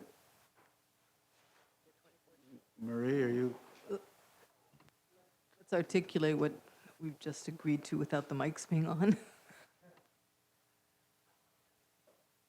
So I'm just asking you if you're comfortable with what's up there now. I'm comfortable with what's up there now, but in terms of the specific question that was just asked, what are we capturing for the purpose of benchmarking? Are we going, is it historical, and if Well, so, how let's- far let's get back? it out. I mean, my sense is going forward, but you guys tell me what you want.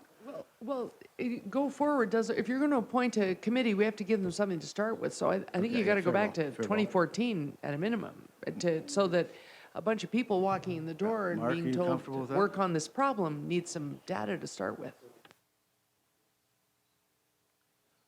Yeah, because it'll be 2017 by the time they're sitting. Okay.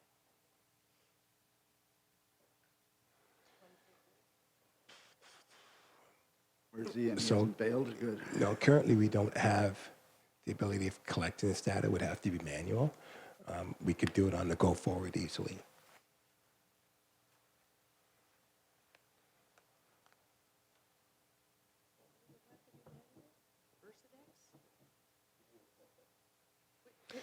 Yeah, Can I just ask, which part has to be manual? Is it a component of? Some of that must be available.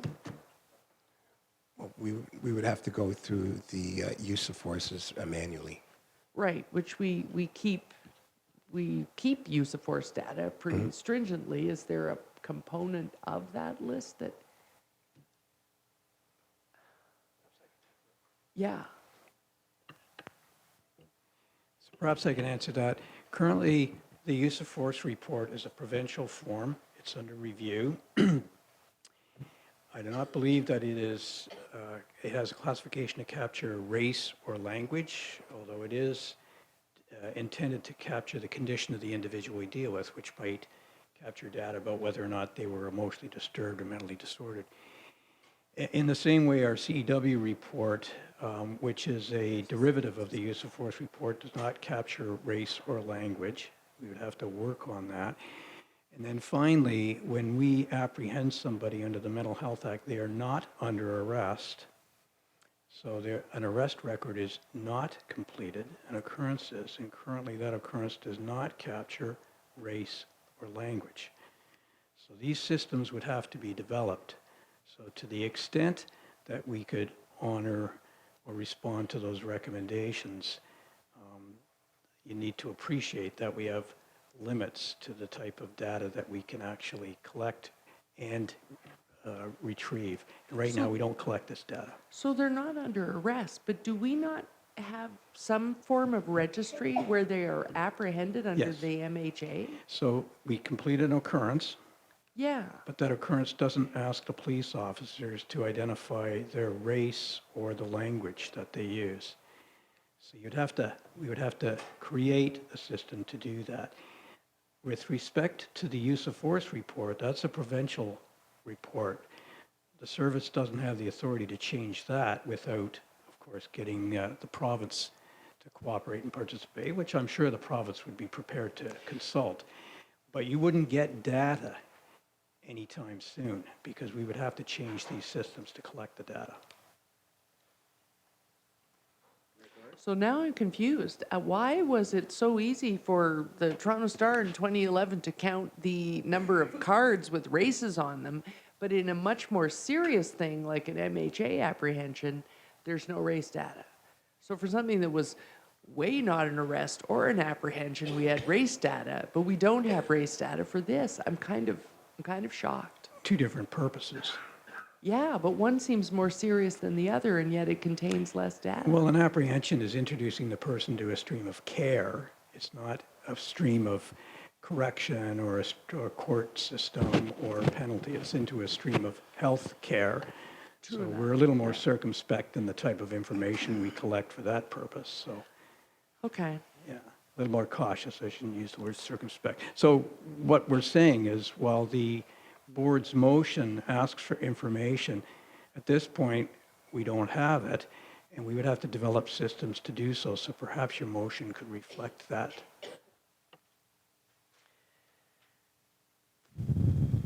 Chin, any thoughts? Marie? Nope. Mayor Tory? To address that point, we could say in the interim, while the strategy is being developed, the board requests the chief to report on the service's ability to, A, provide, and B, so that because we've just heard that Yes. some of this is not possible, but, and I'm talking about that report in a month. I mean, when I say a month, I think it's reasonable to really. I think give the chief a little longer than a month. No, just a month to tell us if they can provide that data or not. Oh, If they okay. can't, Yeah, then we'll have to yeah. regroup. Yeah. Yeah, it's just to report on the service's ability to, A, provide, B, provide, or include, or whatever.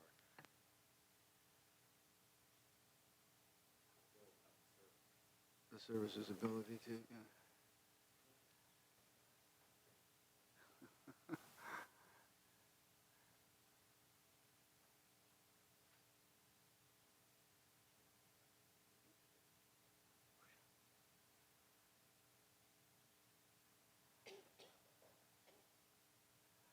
Okay, there is the, Just a Chief? technical point. The Yes, sir. deadline for next month's reports are due already.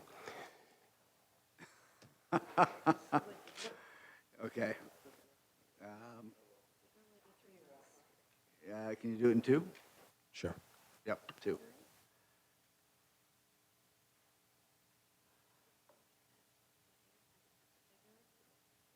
At the February meeting.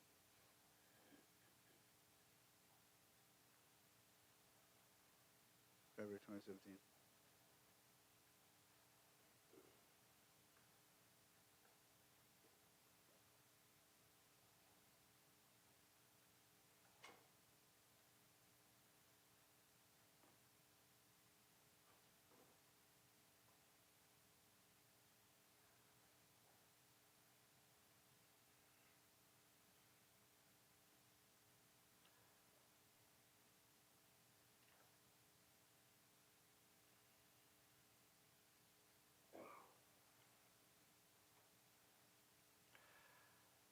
Colleagues, are you comfortable with that resolution? If so, may I have a motion to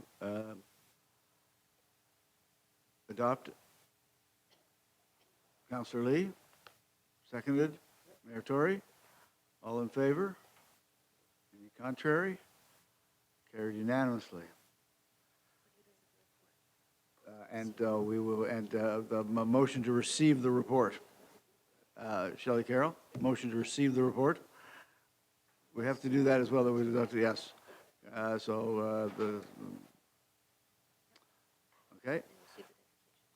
And receive the deputations as well, which we did. Any other business? If not, I have one other item, and that is that at next month's meeting, the January meeting, we will be presenting the Transformational Task Force report. And we will not be presenting that in the usual fashion. It will not be released beforehand. It will be, there will be a technical briefing the morning of the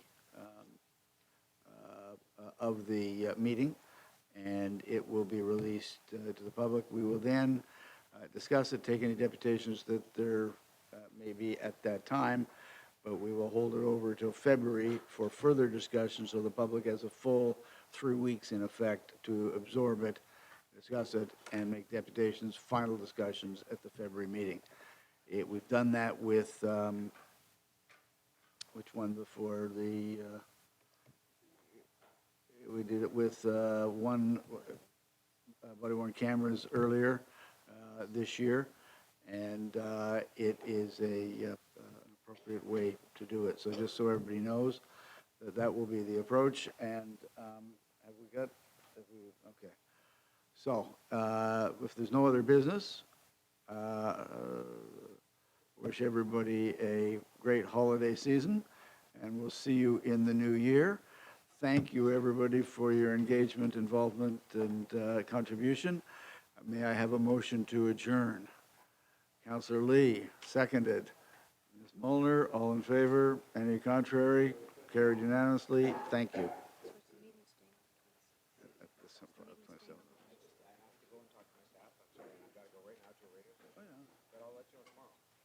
Oh, yeah, no, you're fine. You're fine on this? You're fine on all this?